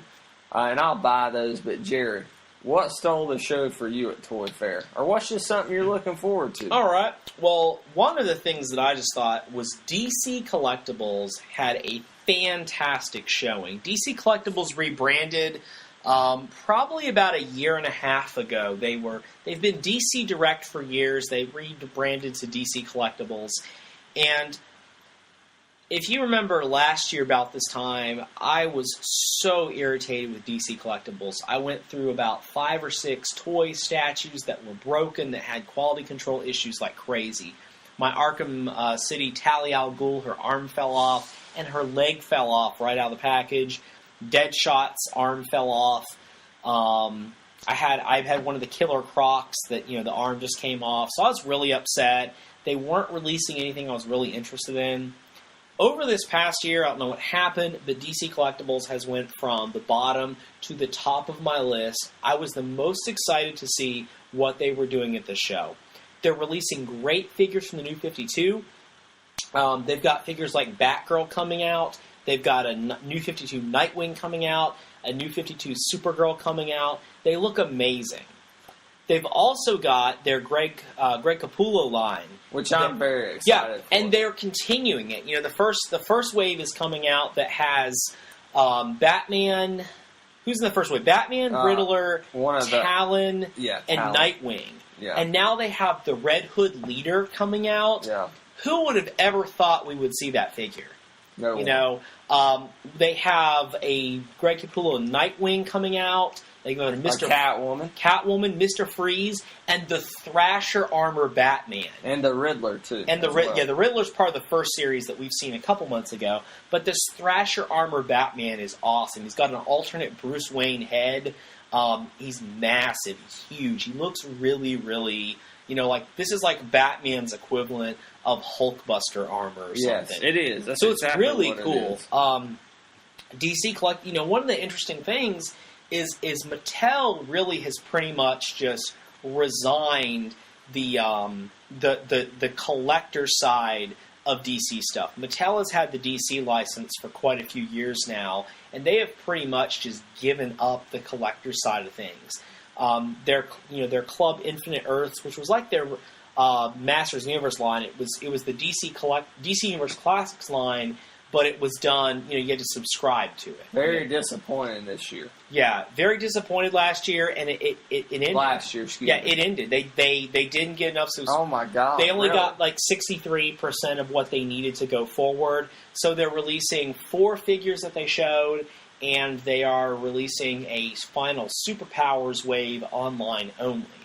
But that's it. So DC Collectibles has came in here, and I have to say, I think they've just cleaned Mattel's clock. I mean, this is amazing. They also said that they were going to have, and it was on my list, I know it's probably on your list too, the Batman, the animated series Yes. stuff. Okay, so this was going to be like the huge thing. I don't think anybody thought this was going to happen. So we did see some cool figures from the upcoming Batman and Son animated movie. Yes. That looked great. But these are from Batman, the animated series, and the New Adventures of Batman. Which has a different look, even though it's Kevin Conroy. Yeah, and based on that, the Bruce Timm designed characters. These look awesome. I think they said they have like over 20 points of articulation per figure. And these are going to be your 6-inch scale, 6 right? to 7 inch. So probably most DC stuff is about 6 3/4 inches tall. These are gorgeous. You wouldn't even realize that much articulation is there. They've managed to put it in there and keep those real clean, retro-looking lines of the characters that you don't really notice the joint stuff on them, right? Yeah, they're awesome looking. So DC Collectibles had a fantastic showing. They even showed some more Arkham Origins stuff. There's a Red Hood Joker from Arkham Origins. There's an unmasked Deathstroke, and there's a Copperhead. So they've got another one of the assassins coming along. And one of the things I like from DC Collectibles, it's been shown for a long time and up for pre-order at Big Bad for a long time, but they had it on display at the show, was they gave us a look at the Oliver Queen and Arrow, and Deathstroke from Arrow for the CW, which I believe you can pre-order right now at Big Bad for $44.99. Just really cool looking figures from what I could see at the show. Maybe a little better than what we saw first. Yeah, not anything that stole the show. I just thought that was one thing I liked that they did. DC Collectibles, epic showing. Right, I think, really showed up. I think this year so far, what I've seen from all companies. If I was picking a favorite company this year, it would now be between DC Collectibles and NECA, because they both had awesome we'll showings. talk about NECA Yeah, we'll get to NECA. But I want to go from DC to Marvel, because Marvel had something there. And now a few images leaked, I think, right before Toy Fair, these figures. The Guardians of the Galaxy movie line, the Marvel Legends line. Now, I'm, kind of back and forth between Marvel Select and Marvel Legends. Jerry is DC Collectibles. But I do like Marvel Select a lot. Yeah, he does have a lot of Marvel Select. And some of the new Marvel Legends stuff really appeals to me. I love the box. I love the new cap line that they've got. I mean, I just compared now. I haven't seen these Guardians figures yet in person, but we have seen a lot of the Amazing Spider-Man 2 stuff, Marvel Legends line, and the Captain America Winter Soldier Marvel Legends line. But I look at some of the figures from the Avengers line as far as comparing that cap from 2012 to this cap. We have like this World War II cap and the Marvel Now cap and that cap line. They're really stepping up their game. They really are. And they're approaching Marvel Select, right? Yeah, I think so. I mean, once again, all the Marvel Legends stuff, too, has just fantastic articulation. I mean, Marvel Legends is pretty much the line. It was originally started by Toy Biz, because Toy Biz had the Marvel license for years. But Marvel Legends pretty much started the whole super articulated action figure game. Yeah, absolutely. And their evolution is very evidenced by this Guardians line they got coming out. It's going to be, from the film, you're going to have Gamora, Rocket Raccoon, and Peter Quill, who is a.k.a. Star-Lord, the movie versions of them. And Drax. All right. And all these are the Build-A-Figure is going to be Groot. But what I really like about this line is that for the two other figures, we have a Marvel Now Nova, and we have Iron Man's God Killer armor, which he used when he teamed up with the Guardians in the recent Marvel Now comics. And I'm a huge, huge fan. I thought that armor was epic. I hope we see it on display in an Avengers movie at some point. But just two great figures to throw in with that line. Yeah. And not every one of these Marvel Legends, I usually pick and choose. I usually don't complete the Build-A-Figure. Like Cap, I want to get Black Widow, Baron Zemo, and World War II Cap, and probably Winter Soldier. And that's but everybody's going to want Groot. Yeah, but I have to get Groot, right? And I have to get all those. And thank God that I'm able to justify getting all those when, the other figures, the lesser two comic book figures, are just as desired and nice as the main I love figures. the way that Hasbro weaves together their comic and movie lines. They've been really good about that when they release. They know the customers. Yeah, they know the customers. Mattel has never really done that. When they would have a movie line, it was like, well, just the movie. They didn't really work in comic characters. I mean, they had talk about huge 3 massive Batman movies, and rarely did we ever see any kind of comic Batman stuff solicited alongside it. You didn't see a Nightfall Bane exactly with the Dark Knight Rises exactly, stuff. and Hasbro does such a great job of really hitting, really striking while the iron's hot. So. Absolutely. So I'm looking forward to that from Hasbro, from Marvel Legends side of things. All right, Jerry, do we want to get into NECA yet? Well, I want to talk about a couple companies, a little bit more about Hasbro. One of the interesting things is that, G.I. Joe had a great year last year in terms of Retaliation was a hit. G.I. Joe Retaliation was a hit. It did really well. People were pretty happy with the movie. A lot of G.I. Joe fans liked the movie. A lot of the regular movie-going public liked the movie. And Hasbro just failed with the toy line. There were some good toys in that line, but nobody ordered them. I think retailers were scared. A lot of retailers just don't like to carry G.I. Joe. Toys R Us is pretty much the only retailer that really seems to try to support G.I. Joe. This year's the 50th anniversary of G.I. Joe, the original action figure. And people were like, is Hasbro actually going to do anything? Yeah, I had a poll on that. There's a fantastic blog. There's a blog called a guy named Oreo Builder. There's a link on the site. This guy did an awesome, he does customs, they're beautiful. He did a great 50th anniversary G.I. Joe tribute line, that was all customs he did. And I was thinking, man, I hope Hasbro shows something, a tenth as awesome as what this guy did. Hasbro did show some G.I. Joe stuff. I think it's going to be Toys R Us exclusives. It really is just kind of redos and stuff that we had seen in the past that we never really got. It's a lot of repaints. It's okay. I'm glad they're doing something. There's a figure or two I'm going to pick up, but I don't think they're doing anything that really, is going to get anybody else excited about G.I. Joe. And on their 25th anniversary. 50th anniversary of the original G.I. Joe. I don't think they did anything that was really newsworthy. Didn't the 3 3/4 G.I. Joes come in after Star Wars figures? They did. They came out in 1982, and they had their 25th anniversary in 2007. Okay. But this is the 50th of the original, 1964, the original 12-inch. G.I. Joe. I just don't understand something that has been such a seminal piece in collecting history. I mean, G.I. Joe, everybody knows what a G.I. Joe is, right? I think everybody knows it, but one of the things that always pops around, it's not to be political, but one of the things that always pops around is, military toys go in and out of fashion. I remember they said, G.I. Joe changed to Adventure Team in kind of the early 70s, late 60s, early 70s, because people weren't buying military toys. People weren't happy with the Vietnam War. And so military toys were just frowned upon. G.I. Joe came back during the 80s and the 90s, and then kind of the mid-late 90s disappeared again. After September 11th, military toys were really popular again. And so G.I. Joe was back in the toy aisles. Once again, G.I. Joe has kind of faded away.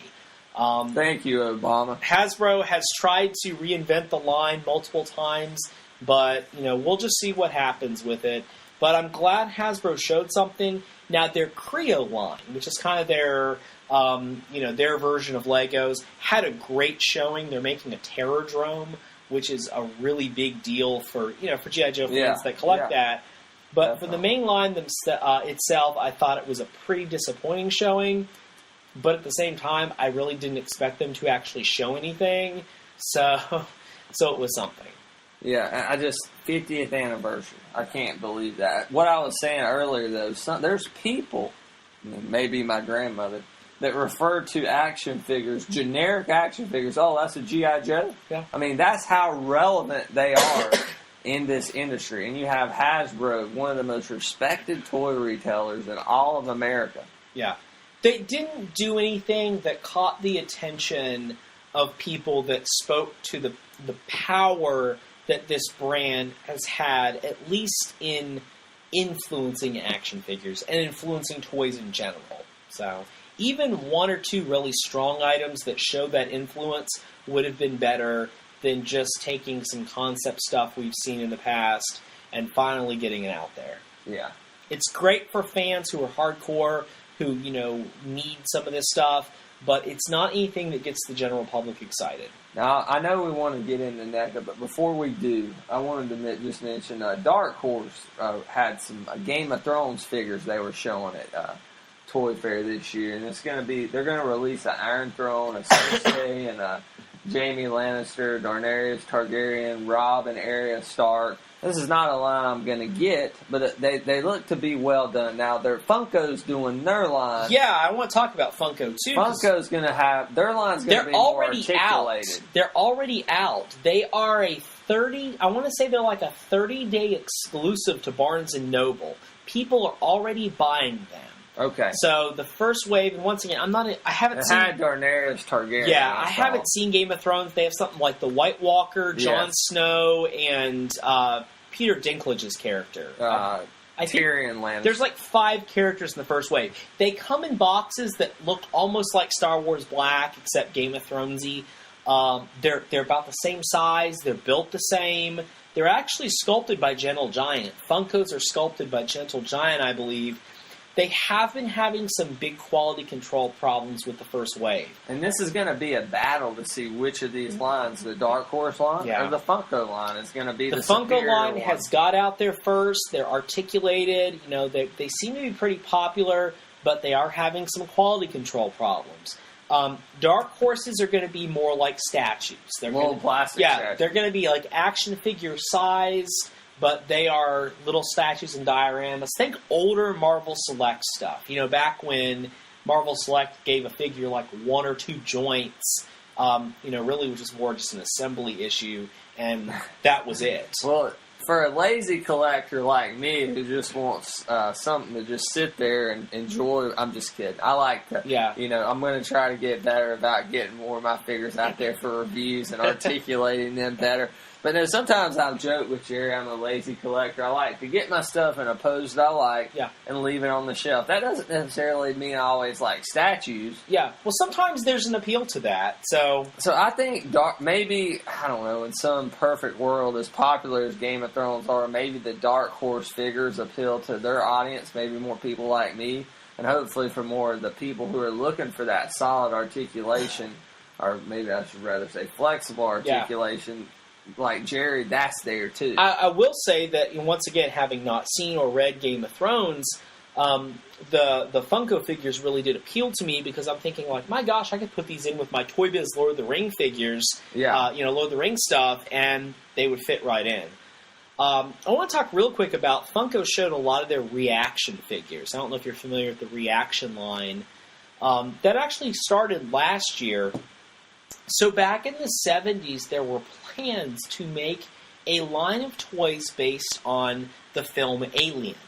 Mm-hmm. You know, they were going to make Star Wars was a big hit, so it seemed natural. Okay, well, here's another... Are these the retro figures? Yes, they're very retro. They look like... They're doing them for Back to the Future Yes, they look like Kenner. Well, this year, just a couple weeks ago, Funko announced that they were, completely expanding their reaction line.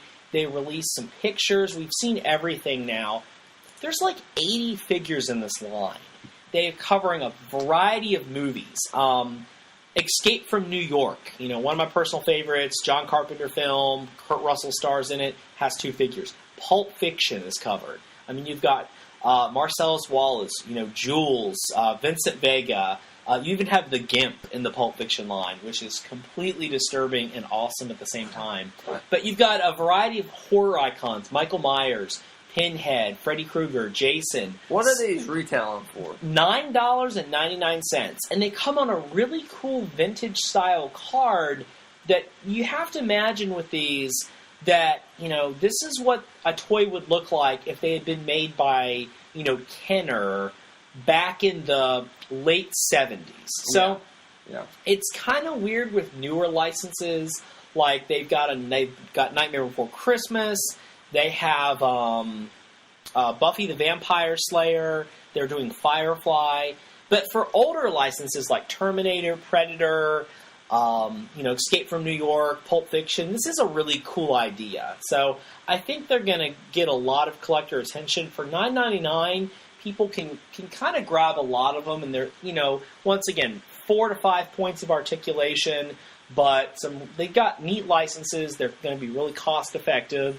and they look really fun. Jerry, if you get these, which I don't know if you're... I have 4 of them pre-ordered. Okay, you have 4. Which 4 do you have? I have both figures from Escape from New York. So it's Snake Plissken with his jacket on and one without the jacket. 2 different costumes. I have Michael Myers, just because it's Michael Myers. Yes. And I have Sam from Trick or Treat. Because I love Trick or Treat, and I just think that's a cool idea. You just don't see much Trick or Treat merchandise. No, you don't. Now, what do you do with these figures? You said the peel is kind of the blister card retro packaging. Now, Jerry's always wanted to open up his figures. I kind of, about 75% of the time, I do. Do you open these, Jerry?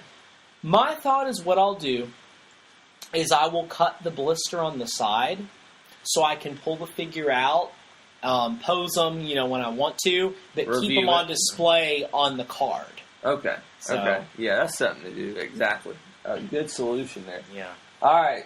Good stuff Funko's got coming down the pipeline, people. They're really stepping it up, it looks like, in 2014 in the market. And I really think that Game of Thrones license can be huge for them. Yes. I mean, because I do think, as much as I may be a lazy collector, I think most collectors want articulation. They want to pose their figures.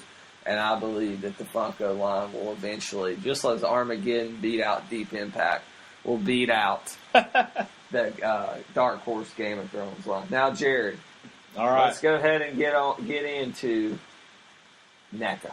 NECA. DC Collectibles kind of stole the show.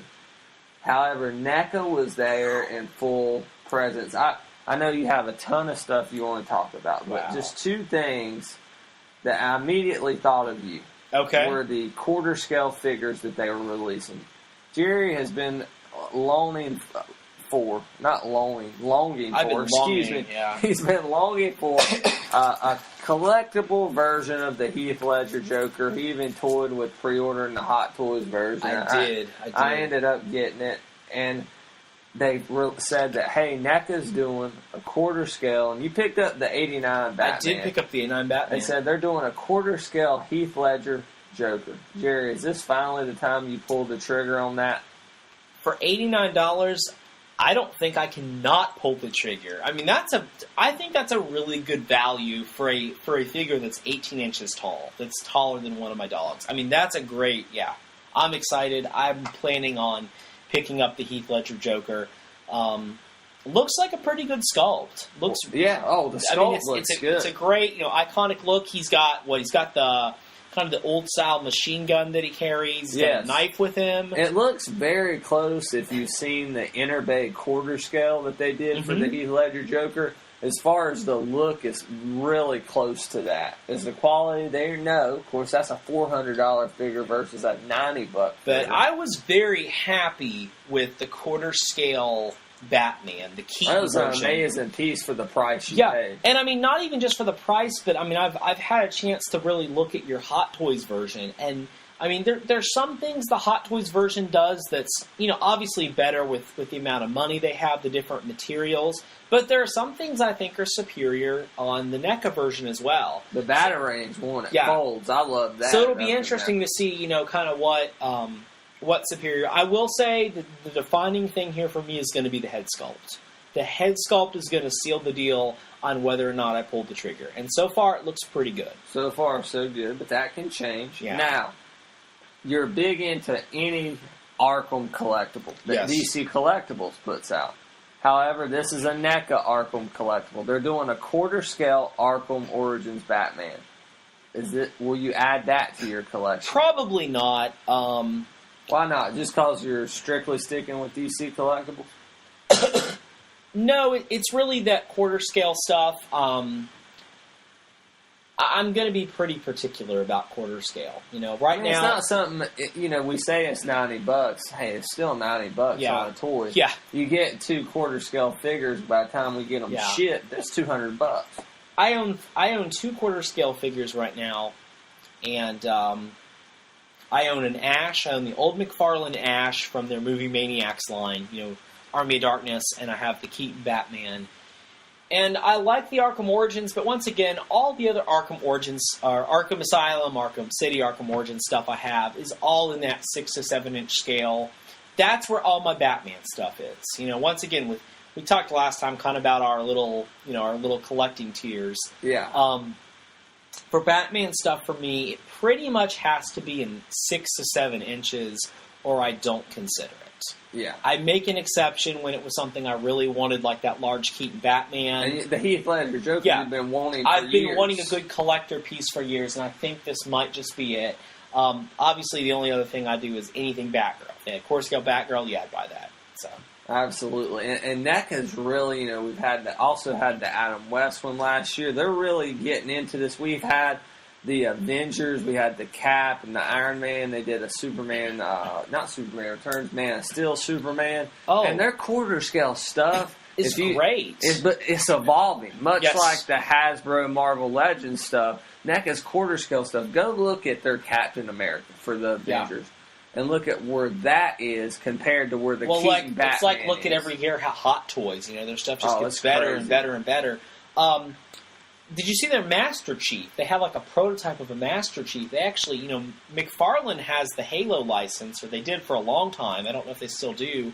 But NECA actually got approached by Bungie, and, you know, they loved their quarter scale stuff and wanted to bring Master Chief into quarter scale. So it sounds like people, you know, companies, license holders are really paying attention to what NECA's doing. But I want to jump on and talk a little bit about some of NECA's more traditional 6 to 7 inch stuff, because my gosh, they have every line that I care about. Aliens, Predator, RoboCop.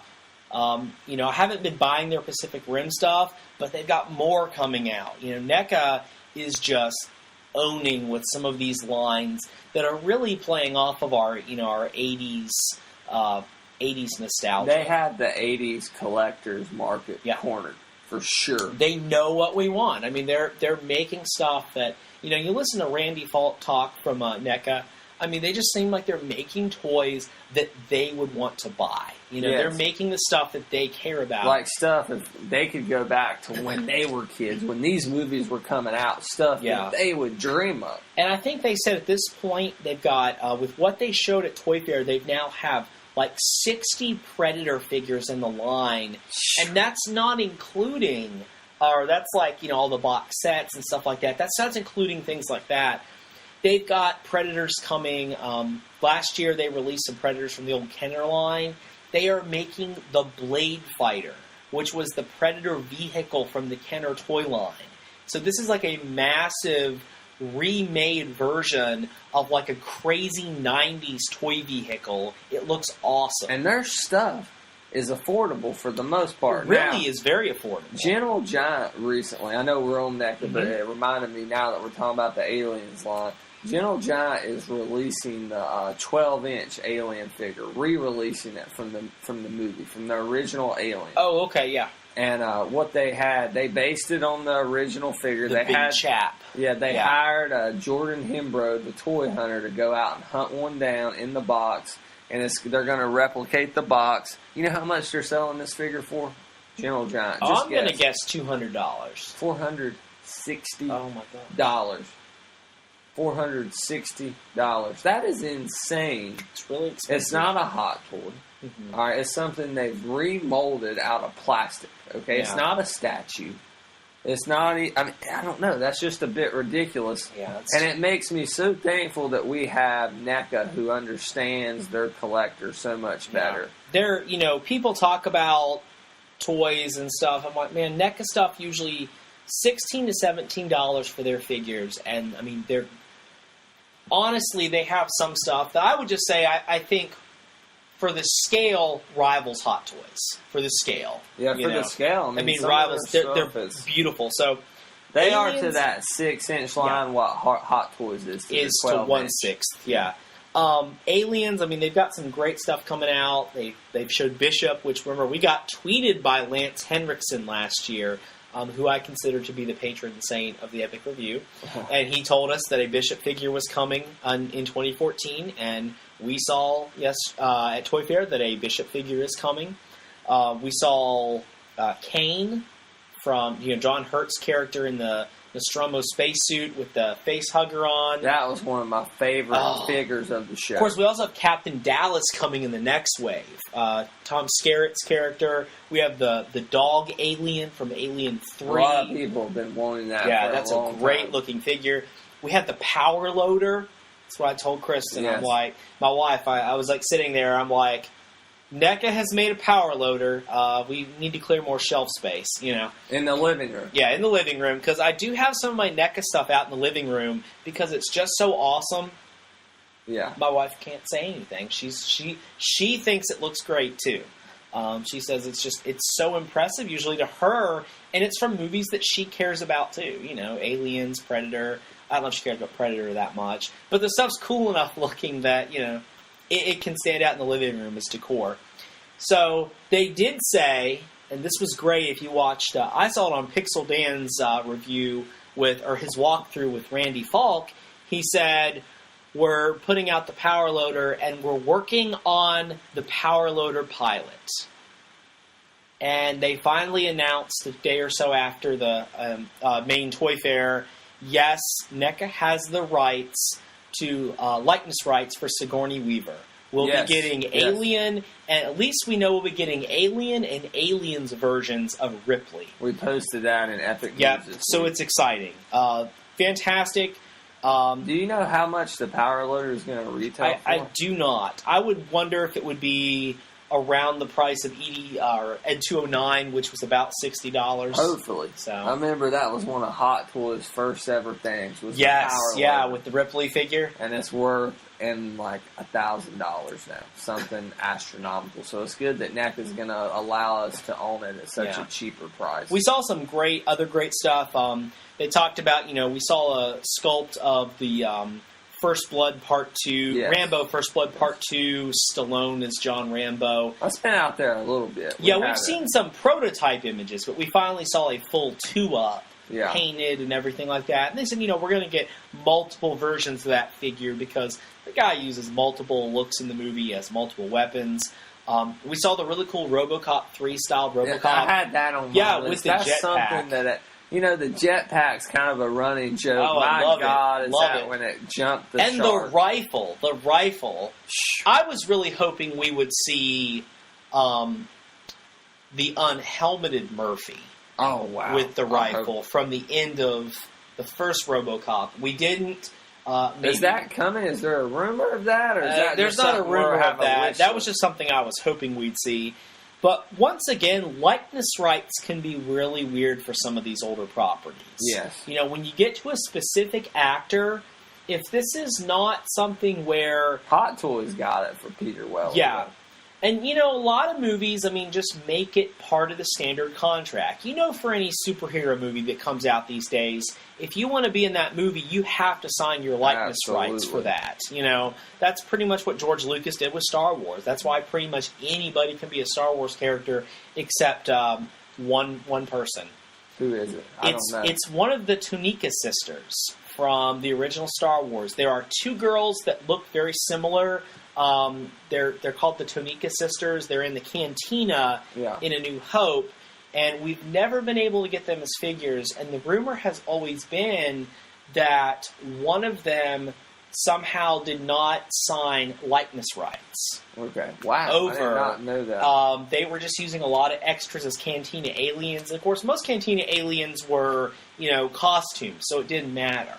As long as we got Ponda Baba and Dr. Abazan. We do have Ponda Baba, Dr. Abazan. We've had multiple versions of those two wonderful characters. So please, Star Wars Black, please. NECA killed it. You know what? Those are two of my most wanted characters for Star Wars Black. Ponda Baba, Dr. Abazan. Hold on, before we get to Star Wars Black, we'll get there. Okay. We'll get there. That's what we're going to end Toy Fair with. Okay.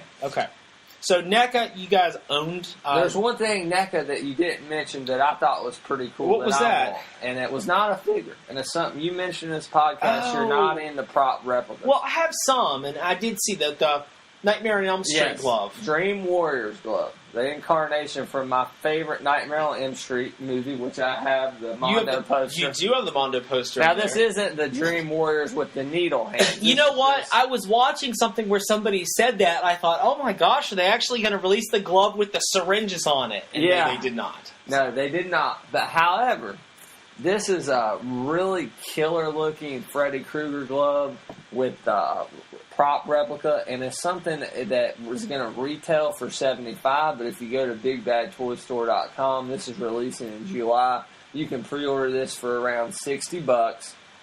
And it's something I kind of want to put on my horror shelf, maybe get a little stand to put the glove on. Oh, that would be very cool. And I may go as Freddy this year for Halloween. Okay. So definitely my all-time favorite of the slasher characters is Freddy Krueger. As much as I love Michael Myers, Freddy's always been my favorite. I just thought that was a decent price for what looked like a high-quality prop replica. Yeah, it looks pretty good. I did see it. So that's one of the things that NECA was doing that was, that I, kind of out of left field, something I wasn't expecting, that got me excited from the show. I know it's just a Freddy Krueger glove, but hey. Jerry, so we're going to wrap up with Star Wars Black.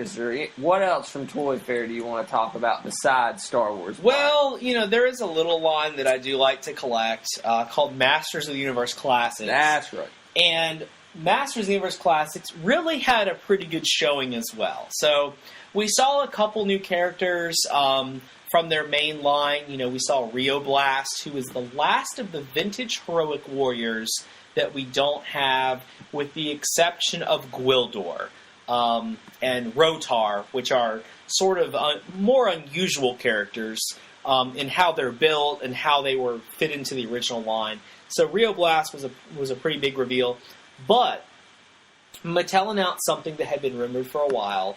They're doing another half subscription this year. Last year at Toy Fair they announced they were doing Club Filmation, so it was a subscription of 6 figures that were based off of popular Filmation characters from the animated series. This year, we got Club Etheria, which are figures that are specifically related to Princess of Power. So She-Ra, Princess of Power figures. So we saw a couple really cool ones. We saw 2 that were characters that were in the vintage line. Entrapta, who is a horde villainess that has this really long hair that she captures people in, and we saw Double Trouble, who's kind of a spy. She actually works for the Great Rebellion, but she has like a spinning head, so she's got 2 different faces. We saw Madame Raz and Broom, who are kind of the Orko, kind of the comic relief characters for Princess of Power, but once again, they're in pretty much every episode of the original She-Ra series as well, so they were important. We saw a couple exciting things like Sweet Bee's helmet, so we know Sweet Bee's coming. But I think what was really the showstopper from Mattel's Masters of the Universe stuff was Light Hope. Now, Light Hope was really odd because in the cartoon, Light Hope was literally a beam of light. Like, She-Ra would go and talk to Light Hope, and it was this wise entity, this being that only exists as a giant beam of light.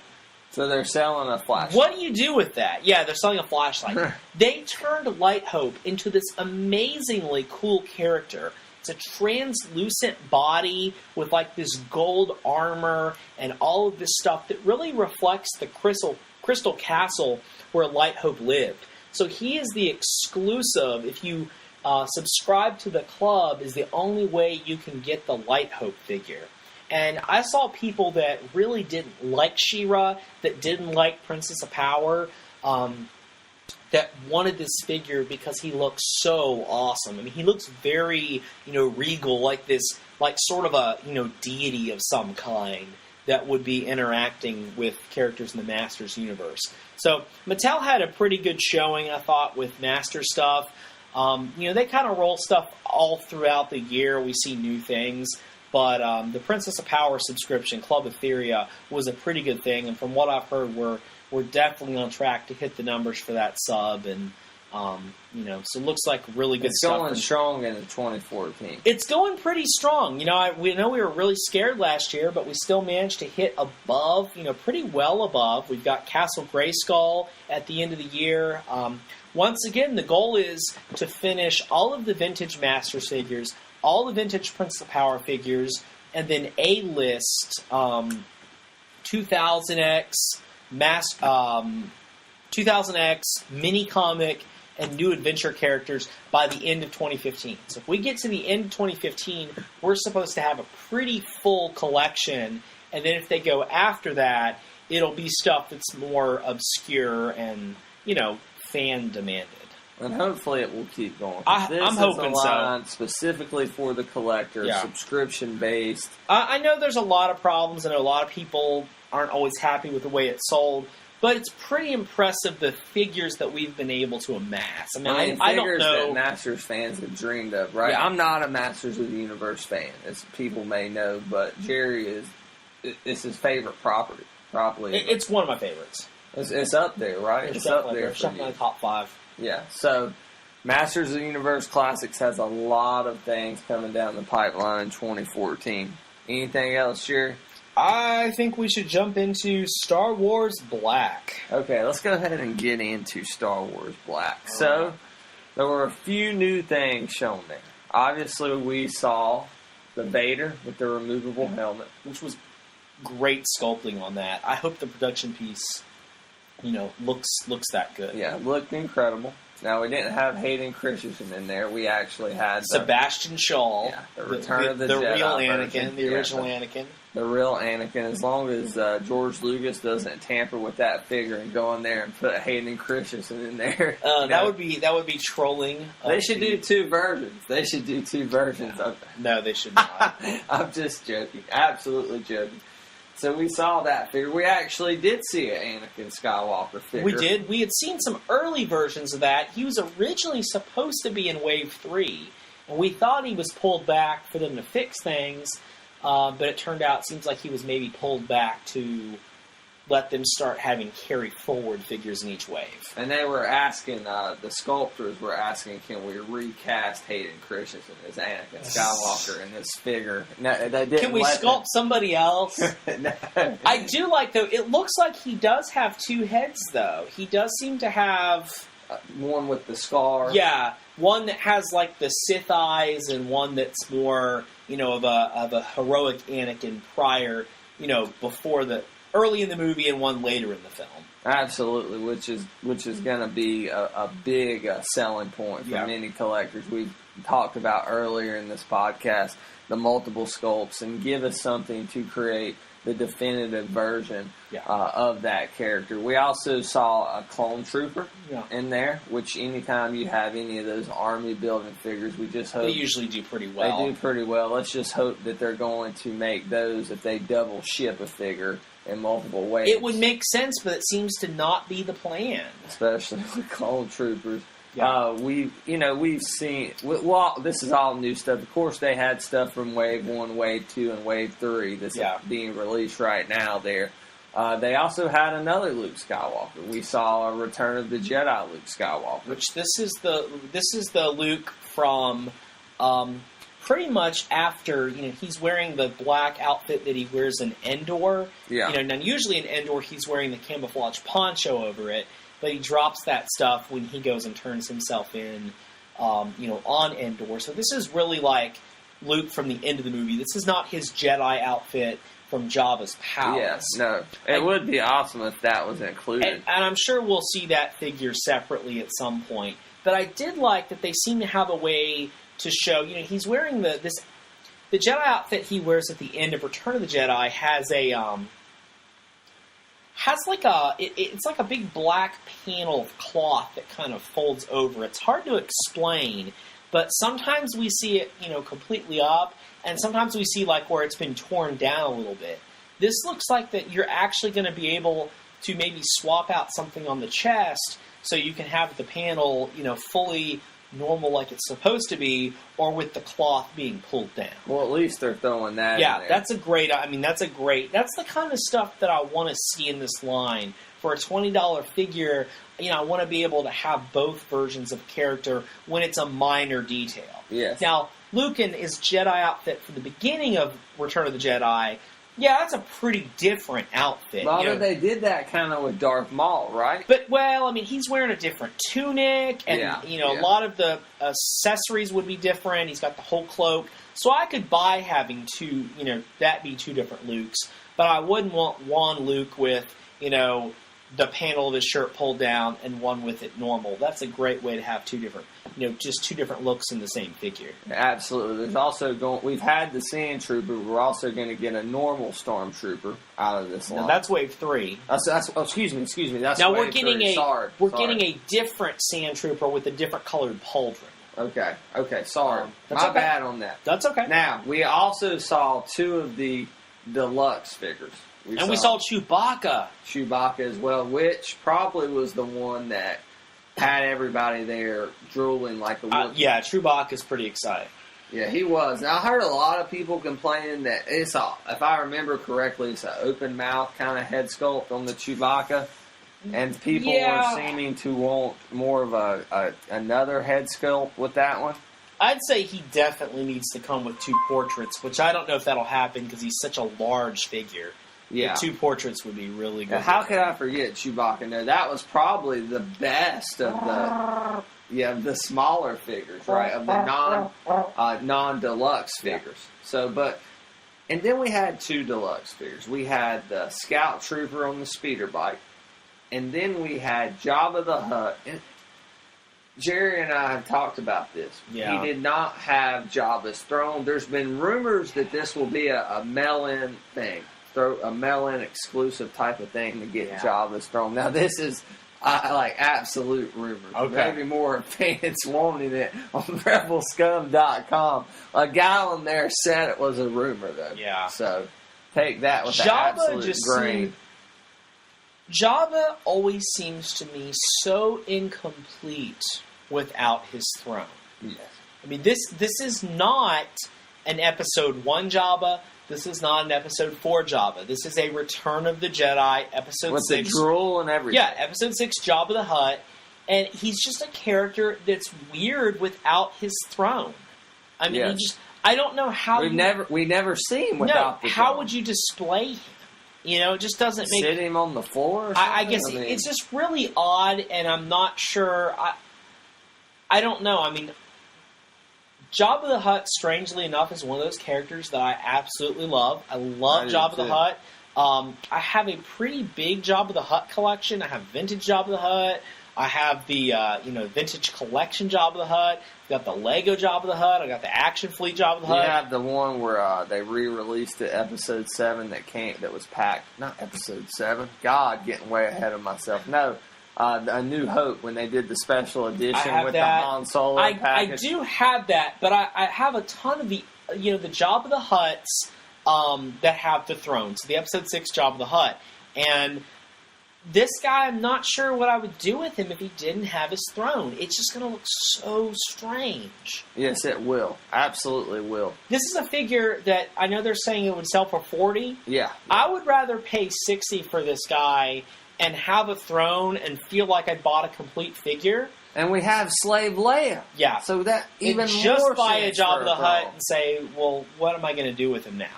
Yeah, absolutely. This would be like selling Professor X without his wheelchair. I mean, really? Like, what are you going to do with him? Like, lay him on the floor, What are you going to do with Jabba the Hutt? Sit him in a corner? Yeah. So, well, if it's, after Deadly Genesis, it could be after Wanda Maximoff. Just be like his ability to walk. This would be like Krang without any kind of android body, just getting a brain in a box. Yeah, without even the walker thing. Yeah, without the walker or anything. Just by himself. Yeah, hopefully they'll reconsider that, but I don't know. This looks pretty set in stone, doesn't it? Yeah, I think that was a really poor decision on someone's part. Oh, what did you think of the Scout Trooper and the speeder bike? I thought the Scout Trooper and the speeder bike look good. I think that's about as big as they need to go with vehicles. People were complaining that it wasn't necessarily in scale, right? They were. There were a few complaints. Yeah, no, I definitely see that. And, I mean, vehicle scale can really be tough sometimes because, we have it's really tough to tell scale. I mean, as I've written some reviews, I remember with writing the reviews for the Star Wars Black figures, everybody was saying Leia was too short. Yeah. But I was... And her boobs weren't big enough. Yeah. No, they did not They say were that. saying that... They were saying that Leia was too short, so I was doing a lot of work, and I was, looking at it, I'm like, man, Harrison Ford is... He's he's well over 6 foot. Yeah. And then Carrie Fisher's only 5'2" or something like that. I was checking the stuff out, and so I was measuring the figures, and I was doing math, and using a calculator, and an abacus, and all this stuff, and, I think she was pretty dead on. Yeah. But you know what? We're so accustomed to seeing older figures where everybody's pretty similar. Sometimes different stuff plays with our image, with our sense of scale. Your And so perception. our perception. So we think something's in scale or out of scale based on all kinds of other things, but when we really look at the source material, our perceptions can be different than what the source material actually tells us. So I don't know. I'd have to really look at it and probably measure and look at some of the Wikipedia and set photos and all kinds of stuff. Now, there was a rumor at Toy Fair. Now, this apparently came from somebody from Hasbro on the floor who was saying, we're going to have an Emperor Palpatine this year, and there's going to be 2 versions. This isn't going to be something you switch out. Apparently, according to this source, there's going to be 2 versions, one with a cane and one with the electricity, with the lightning, right, that he uses, the Force lightning. Now, Jerry, we talked about earlier in the podcast about giving a definitive figure. How upset will you be if they do 2 different versions of Palpatine, exactly the same pretty much, and one has Force lightning and one has a cane? Yeah, I think that'd be pretty lame. That would be really pushing it, wouldn't it? Once again, if you wanted to do a Revenge of the Sith Palpatine, yes, and you wanted to do an Episode 6 Palpatine, okay, I can see that. That would make sense because the character looks pretty different, different makeup, different style, different demeanor. Okay, that would make sense. But if you're going to try to sell me a Palpatine with lightning hands when we've seen swappable hands in this line, and a Palpatine with a cane, I'm being honest, I'm not buying it. Either one or just both of them? I'm probably just not. Star Wars Black has been a line that I was really into earlier. I was really into last year, and I'm like, man, I'm really going forward with this. These are great. And then they showed the Wave 3 stuff. Yes. Luke didn't have the alternate portrait. Didn't have a beat-up head. No removable hand. Obi-Wan had no extra cloak. He didn't have a cloak with him. We talked about earlier. Yeah, we talked about this earlier. And I canceled my pre-order. And I said, I'm really going to have to see Hasbro impress me. They're going to have to sell me here because these are $20 figures from a large company. Well, you can still go and hunt and peck these if you just I don't want the whole might line. hunt and peck and stuff, but I'd rather if I'm going to have to hunt and peck that much where I'm not going to have a fairly complete roster, I'd rather just put my money towards stuff from DC Collectibles and NECA. I know they're smaller companies, and so sometimes their stuff's a little more expensive, but I'd rather have some of those figures that I feel are more complete, full, figures with more attention spent in quality, less attention spent on how can we convince someone to buy 2 versions of a character. I just feel like, I don't know, I'm like I've said earlier, I'm just the bigger the figure, the better to me. Yeah. Right? And I want to have more So if Star you can Wars start stuff. collecting 1-1 scale figures, you'll be in good shape. Yes, I would like that. They're actually, Sideshow's doing a 1-1 Vader later this year, and I believe it's going to sell for $6,000 to $7,000. Okay. And if I was extremely wealthy and had like a home theater, obviously, yes, that would be like the crown jewel of my collection. I would you love could wear that. the costume too, that would be even better. If I could have the 1-2 scale Darth Maul that Sideshow did, absolutely, I would have it. But let's be realistic. What about here. a 2-1, 3-1 scale? No, Like a giant, 20-foot tall Darth Vader that you have to erect a small monument to store him in. yeah, this is Jerry. We're finally getting like it's disheartening to hear for me to hear you give up on this line that is supposed to be the definitive Star Wars line. I'm just going forward. I feel like Hasbro went in.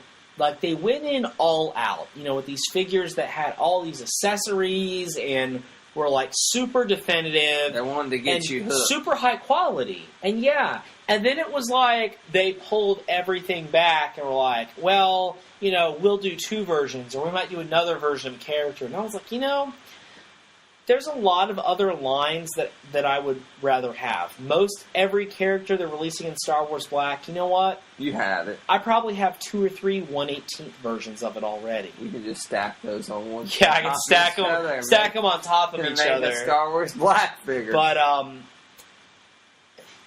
mean, it's disheartening. But the bigger question: we'll just see if they do a Dr. Evazan and Ponda Baba. Will you buy it? As long as Ponda Baba comes with his removable arm, yes, then I will buy them. That should be the San Diego Comic-Con exclusive, the 2-pack. Oh, please don't do that, because I'll never own them. They'll be too expensive. Jerry, Evil Bay. That would be totally work. Forget Han Solo and Carbonite. You got Ponda Baba and Dr. Evazan. People, that's who needs a spin-off movie. The Adventures of Ponda Baba and Dr. Evazan. Yes, they do. All right, it doesn't need to be like a Disney XD cartoon. We need an actual R-rated spin-off. Oh, absolutely. We're talking more like The Hangover meets... I'm thinking like the video game Kane and Lynch, the guys that go on a killing spree. Yeah. Like something like that would be pretty awesome. Yeah, they do. I hope, we talked about like Marvel doing that stuff with getting into the subgenres and so many different things. I hope that they do that with some of those Star Wars films.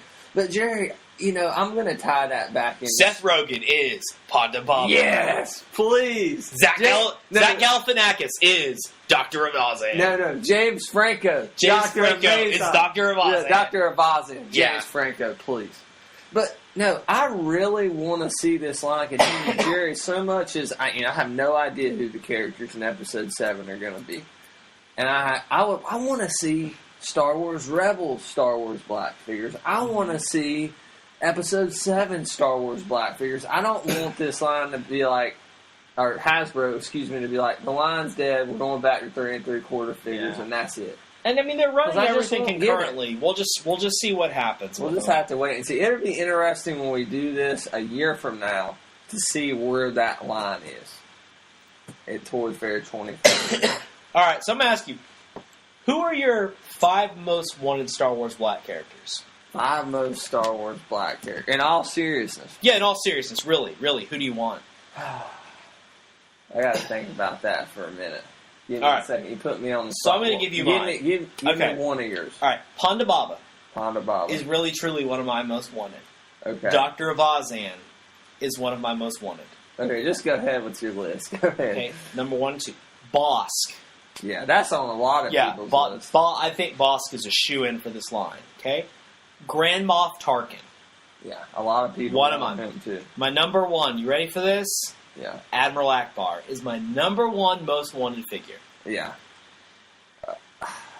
Can we go? Do we have to go the films, or can we go like? If you have expanded universe characters, throw them in. I don't know. Not major expanded universe characters, but I was thinking maybe like Cad Bane or somebody like that. Oh, Cad Bane would be a really nice figure. One. Yeah, I was just saying for argument's sake. I want to see all the bounty hunt. I want to see IG-88. I want to see Gengar. I want to see Bosk. I want to see Zuckuss. I want to see Forlum. I want to see... Obviously, we got Boba Fett already. Yeah. That's not my top 5, but I want to see all those. I think that would be a cool display to have. Yeah, that would be fantastic to have all 6 of those that's guys. That's something I want to see. I want to see Ponda Baba. I want to see Dr. Evazan. I really do. You want Jar Jar Binks, right? Actually, I don't want... It's not like...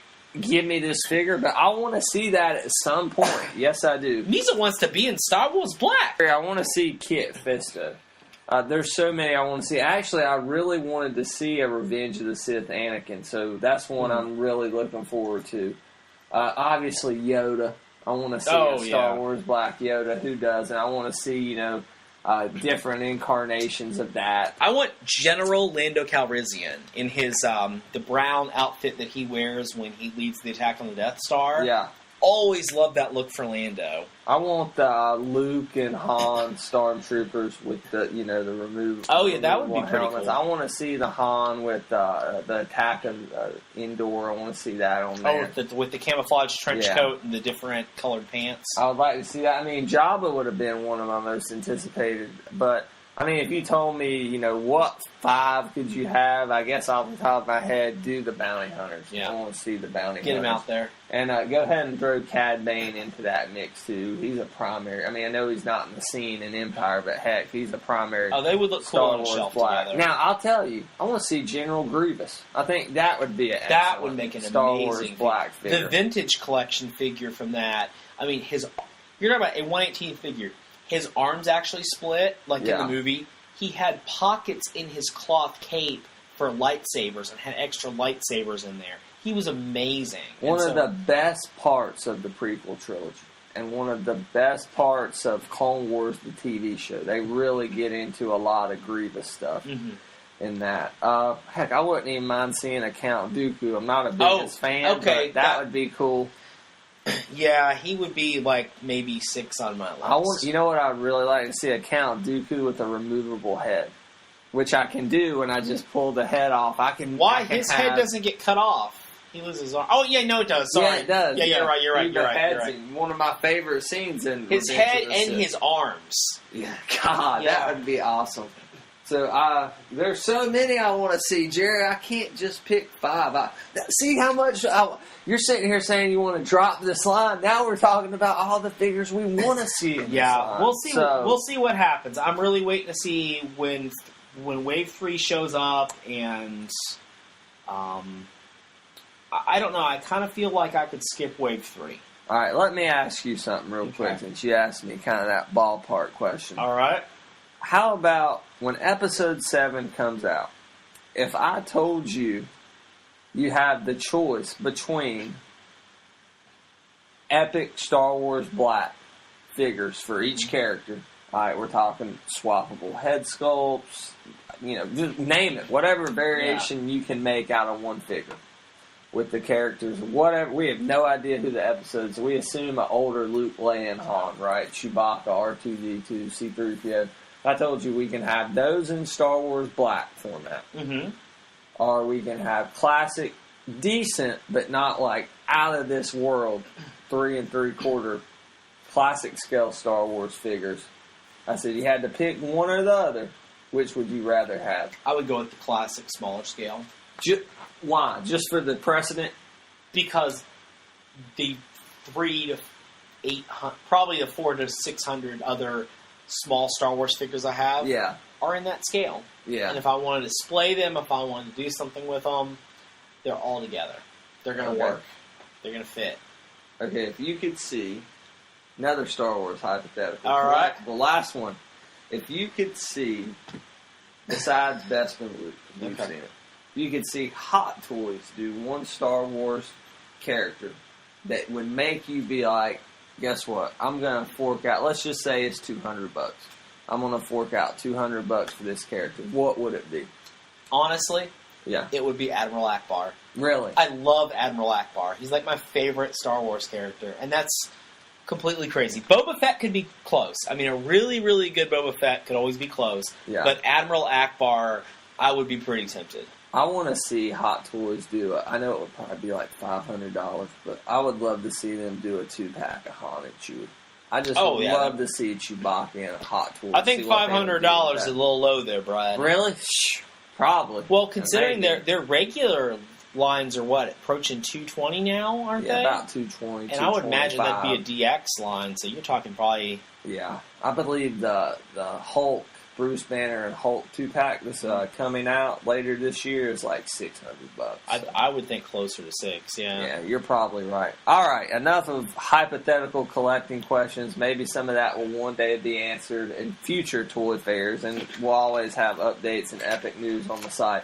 Jerry, Is there anything else you want to say about Toy Fair 2014? Not- Our Star Wars Black. Not too much. I know you had a couple things you said that disappointed you that Yes. you want to talk about briefly. There was. Let's just, end on a negative note. No, All I'm right. joking.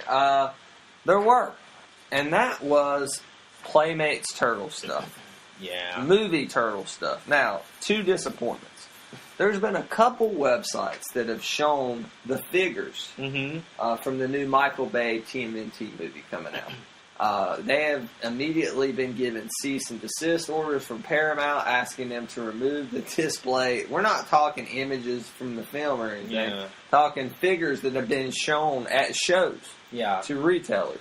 This happened a few weeks back, and it happened at Toy Fair. They had it there, some decent-looking turtle stuff and stuff that had me interested, and I heard cease and desist letters were sent. That's ridiculous, Jared. For retailers, you're trying to promote your product. They do it to retailers, but they don't want, news outlets are not supposed to take pictures of some of the stuff. They're supposed to keep it secret.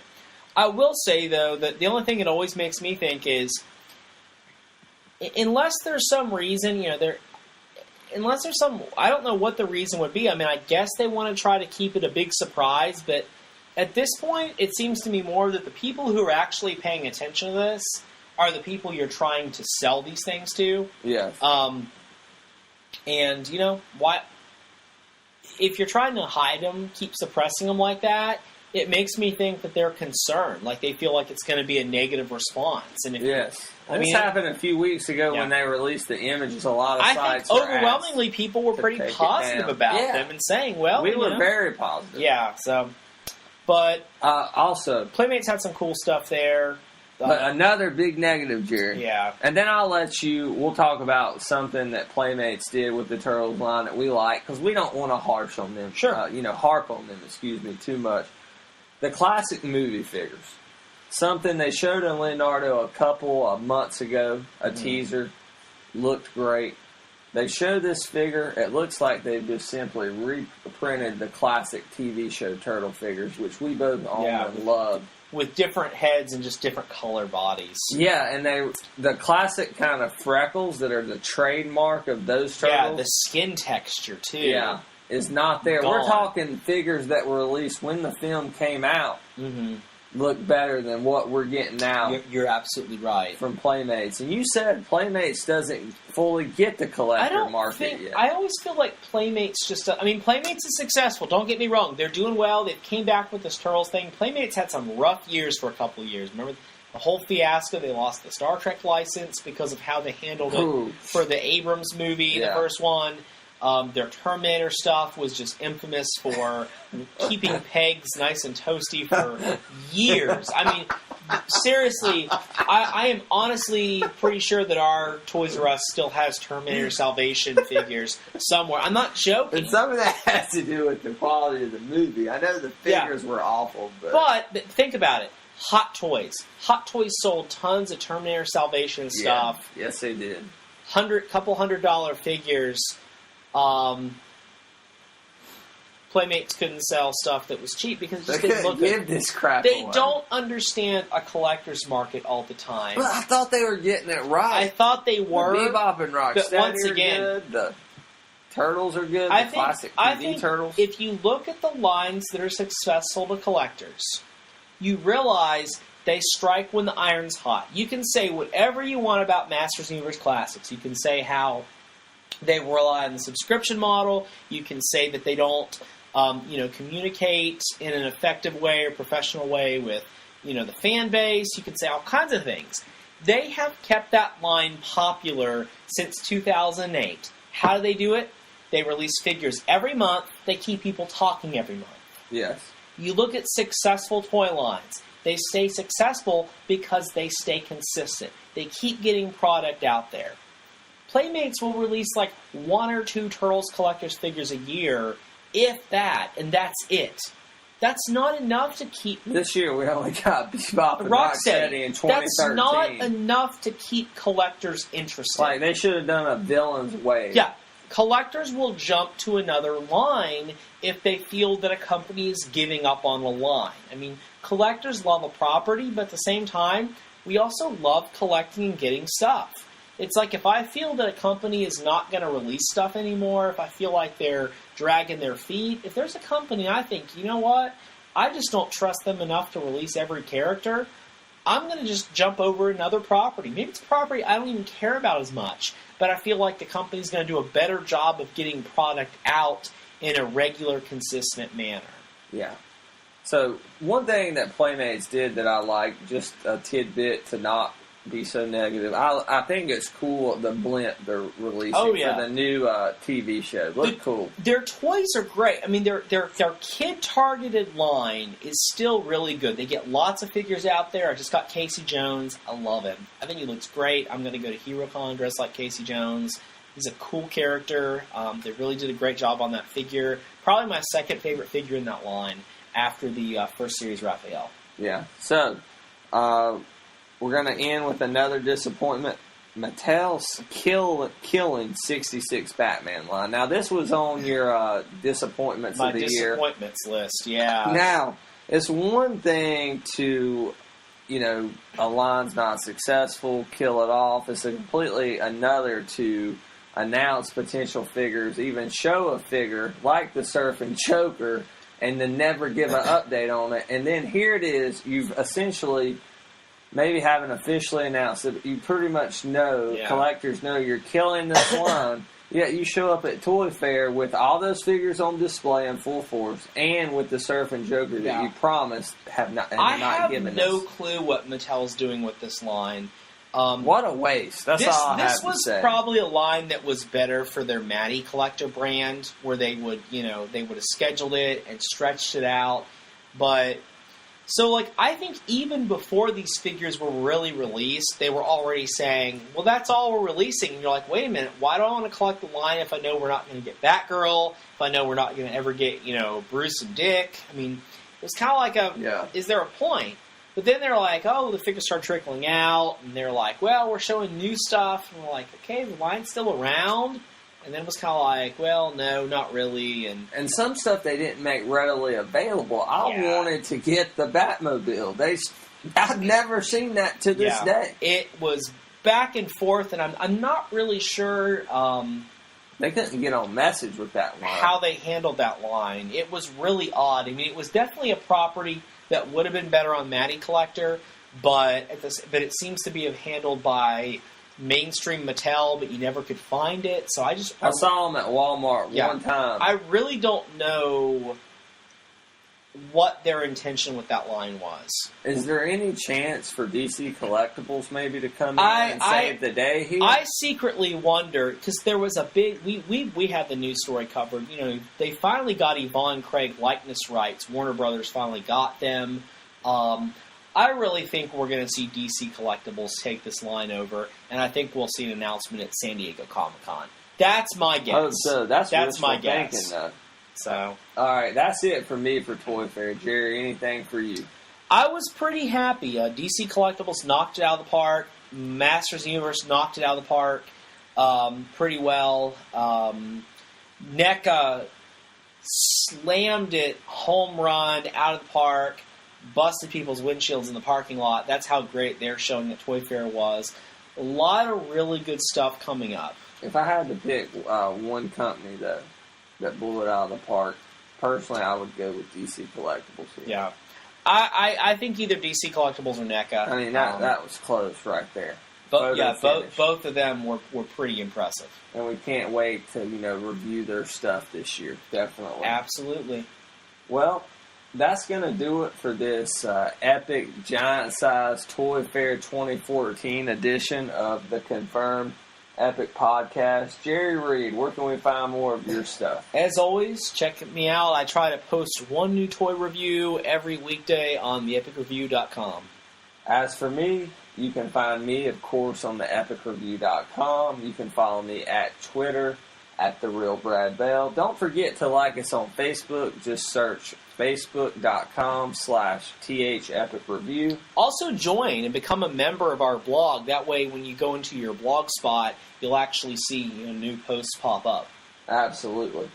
Also, email us, thepicreview@gmail.com, if there's anything you want to see reviewed, see covered on the site. I know, you guys, you are coming to the site in big numbers. So we're having some massive growth lately, so thank you. And thank you. We appreciate it. And if you listen to this whole podcast, really thank you. Yeah, drop us a line and we'll personally thank you if you listen to this whole podcast. Yeah, absolutely. We'll give you a shout out next time, and maybe we'll even put you in the hopper for a little prize down the line.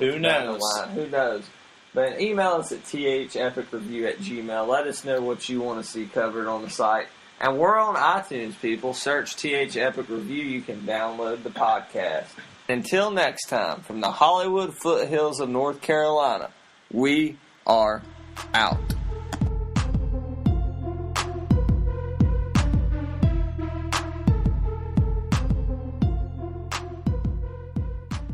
This episode of the Confirmed Epic Podcast has been brought to you by BigBadToyStore.com. BigBadToyStore.com, the place where the Epic Review goes for all of their collecting needs, and the place where you can find many of the items we discussed in today's Toy Fair 2014 edition of the Confirmed Epic Podcast.